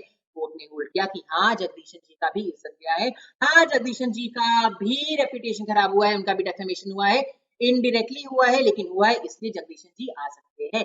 Therefore, हम लोग ने पढ़ा कि under section 499 of Indian penal code कोई भी इंसान जिसका इनडायरेक्ट डेफेमेशन होता है वो भी डेफेमेशन का कंप्लेन फाइल कर सकता है। थर्ड केस था about trade union versus company. Trade union company के अगेंस्ट एक पिटीशन फाइल हुई थी वाइंडिंग अप का। तभी किसी ने इंसॉल्वेंसी एंड बैंक्रप्सी कोड के अंदर रिवाइवल प्रोसेस स्टार्ट कर दिया। वाइंडिंग अप बंद कराने जब ट्रेड यूनियन गए तो हाई कोर्ट ने बोला नहीं हम वाइंडिंग अप बंद नहीं करेंगे, तुम रिवाइवल प्रोसेस बंद कराओ, बिकॉज हम हाई कोर्ट है, हम सबसे ऊपर। जब ये चीज सुप्रीम कोर्ट के पास पहुंची तो सुप्रीम कोर्ट ने बोला नहीं ऐसा नहीं होता, हमें हर इंसान को एक सेकंड अपॉर्चुनिटी देना पड़ेगा, एंड इसीलिए revival process will be above and over the liquidation process. Revival process will prevail over the liquidation process and therefore insolvency and bankruptcy code will prevail over the companies act, ऐसा बोला गया इस case में। Fourth case था between bank street and regional director, it was a mergers and amalgamation का case. First motion petition file हुआ, high court ने meeting बुलाया, मीटिंग में सब चीज अप्रूव हो गया। जब सेकंड मोशन पिटीशन में अप्रूवल के लिए हम एनसीएलटी के पास गए तो एनसीएलटी ने बोला देखो भाई हम अप्रूव नहीं कर सकते, बिकॉज रीजनल डायरेक्टर ने रिपोर्ट में लिखा है कि आप इन्वेस्टमेंट एक्टिविटीज करते हो, एंड इन्वेस्टमेंट एक्टिविटीज करने की वजह से आपको आरबीआई के पास से एक रजिस्ट्रेशन लेना था जो आपने नहीं लिया। सिंस आपने एक लॉ को वायलेट किया है हम आपको रजिस्टर नहीं कर सकते। इस बात पे कोर्ट ने बोला कि क्या बोला, जल्दी बताइए, कोर्ट ने क्या बोला? इस बात पे कोर्ट ने बोला कि ये सही बात है, रीजनल डायरेक्टर सही बात बोल रहा है, रजिस्ट्रेशन लेना चाहिए था, एंड सिंस कंपनी रजिस्ट्रेशन नहीं लिए, उनका स्कीम को हम अप्रूव नहीं करेंगे। ठीक है, फिफ्थ हम लोग ने स्किप कर दिया, फिफ्थ हम लोग आज पढ़े नहीं है, हम लोग डायरेक्टली आए थे सिक्स पे। सिक्स था SAIL authority of India limited versus Shri Ambika mills. इस पे एक ही बात का क्वेश्चन था, क्या कोई कंपनी जिसपे 100% shares are held by the government becomes government department? It was answer in negative. The court said कि नहीं, अगर एक कंपनी है, चाहे उसका 100%, 1000%, जितना भी परसेंट शेयर्स गवर्नमेंट होल्ड करे, वो कंपनी कंपनी ही रहती है, वो गवर्नमेंट डिपार्टमेंट नहीं बन जाती, because of the principal of separate legal entity. तो हम देखे थे Usha Martin ventures versus Usha Martin. यहाँ पे वेंचर्स ने उषा मार्टिन के अगेंस्ट एक ऑपरेशन मिसमैनेजमेंट का पिटीशन लाया था उषा मार्टिन के बोर्ड ऑफ डायरेक्टर्स के अगेंस्ट। उषा मार्टिन के बोर्ड ऑफ डायरेक्टर्स में एक नॉमिनी डायरेक्टर था जिसको स्टेट बैंक ऑफ इंडिया ने अपॉइंट किया था। तो स्टेट बैंक ऑफ इंडिया ने बोला, भाई मेरा डायरेक्टर फंस गया है, बोर्ड ऑफ डायरेक्टर का वो भी तो पार्ट है, वो फंस गया है, मेरे को राइट होना चाहिए उसको डिफेंड करने का। वेंचर्स ने बोला नहीं, आपको हम डिफेंड करने नहीं देंगे, केस है उषा मार्टिन के अगेंस्ट, उषा मार्टिन अकेले लड़ेगी। इस बात में कोर्ट बोला कि नहीं, एसबीआई के एक एम्प्लॉय का बात है, एसबीआई के रिप्रेजेंटेटिव का बात है, वो अभी फंसा हुआ है, एसबीआई को राइट है उसको बचाने का। And the last case that we saw was MEL windmills private limited versus MEL. इसमें एमईएल चाह रहा था कि अपने विंडमिल्स वाले सेक्टर को डीमर्ज करके अलग कर दे। जब फर्स्ट मोशन पिटीशन फाइल किया गया तो एनसीएलटी ने अप्रूव करने से मना कर दिया। उन्होंने ये बोला कि आपके माइनिंग सेक्टर में कोई इन्वेस्टिगेशन चल रहा है, वो इन्वेस्टिगेशन खत्म होगा तब हम अप्रूव करेंगे। जब एनक्लैट के पास अपील आया तो एनक्लैट ने बोला, देखो भाई एनसीएलटी, अपने लिमिट्स में रहिए, ज्यादा आगे मत करिए। फर्स्ट मोशन पिटीशन में आपको ये सब चीज करने का राइट ही नहीं था। फर्स्ट मोशन पिटीशन में आप केवल देखते हो कि सब चीज जो हो रहा है वो ठीक से हो रहा है कि नहीं, एंड आप अप्रूव कर देते हो। मेरिट्स में आप सेकंड मोशन पिटीशन में घुसते हो। तो first of all first motion petition में आपको मेरिट्स में घुसना ही नहीं था। सेकेंडली, अगर आप मेरिट्स में घुस भी रहे हो तो इन्वेस्टिगेशन पेंडिंग है माइनिंग सेक्टर में, डिमर्जर हो रहा है विंडमिल सेक्टर का, माइनिंग सेक्टर विंडमिल सेक्टर का कोई लेन देन है ही नहीं, तो आप उस बेसिस पे इनका डिमर्जर रोक नहीं सकते हो। एंड हेंस एनसीएलटी ने मैटर को भेज दिया था टू एनक्लैट ने मैटर को भेज दिया था to NCLT for fresh adjudication. इसी के साथ हमारा आज का इंट्रोडक्टरी लेक्चर होता है खत्म। आज हम लोग ने बहुत सारे केसेस देखे, आई होप आपको ये केसेस समझ में आए हो। आराम से इन केसेस को देखिएगा, धीरे धीरे इन केसेस को देखिएगा, कोई प्रॉब्लम नहीं है। हमने स्टार्ट किया था with the introduction of the subject. I hope आपको सब्जेक्ट समझ में आ गया हो। आपको अगर कहीं पे भी थोड़ा सा भी डाउट हो रहा हो तो आप नीचे दिए गए नंबर में अपने नोट्स दिए गए नंबर पे मैसेज कर सकते हो। आपको आई विल कम फॉर, ठीक है। चलिए तो फिर अपने आज यहीं पे खत्म करते हैं। This was Vaibhav Chitlangia on this side. हम लोगों ने multidisciplinary case studies with cases देखे। I see you guys with the next with another video.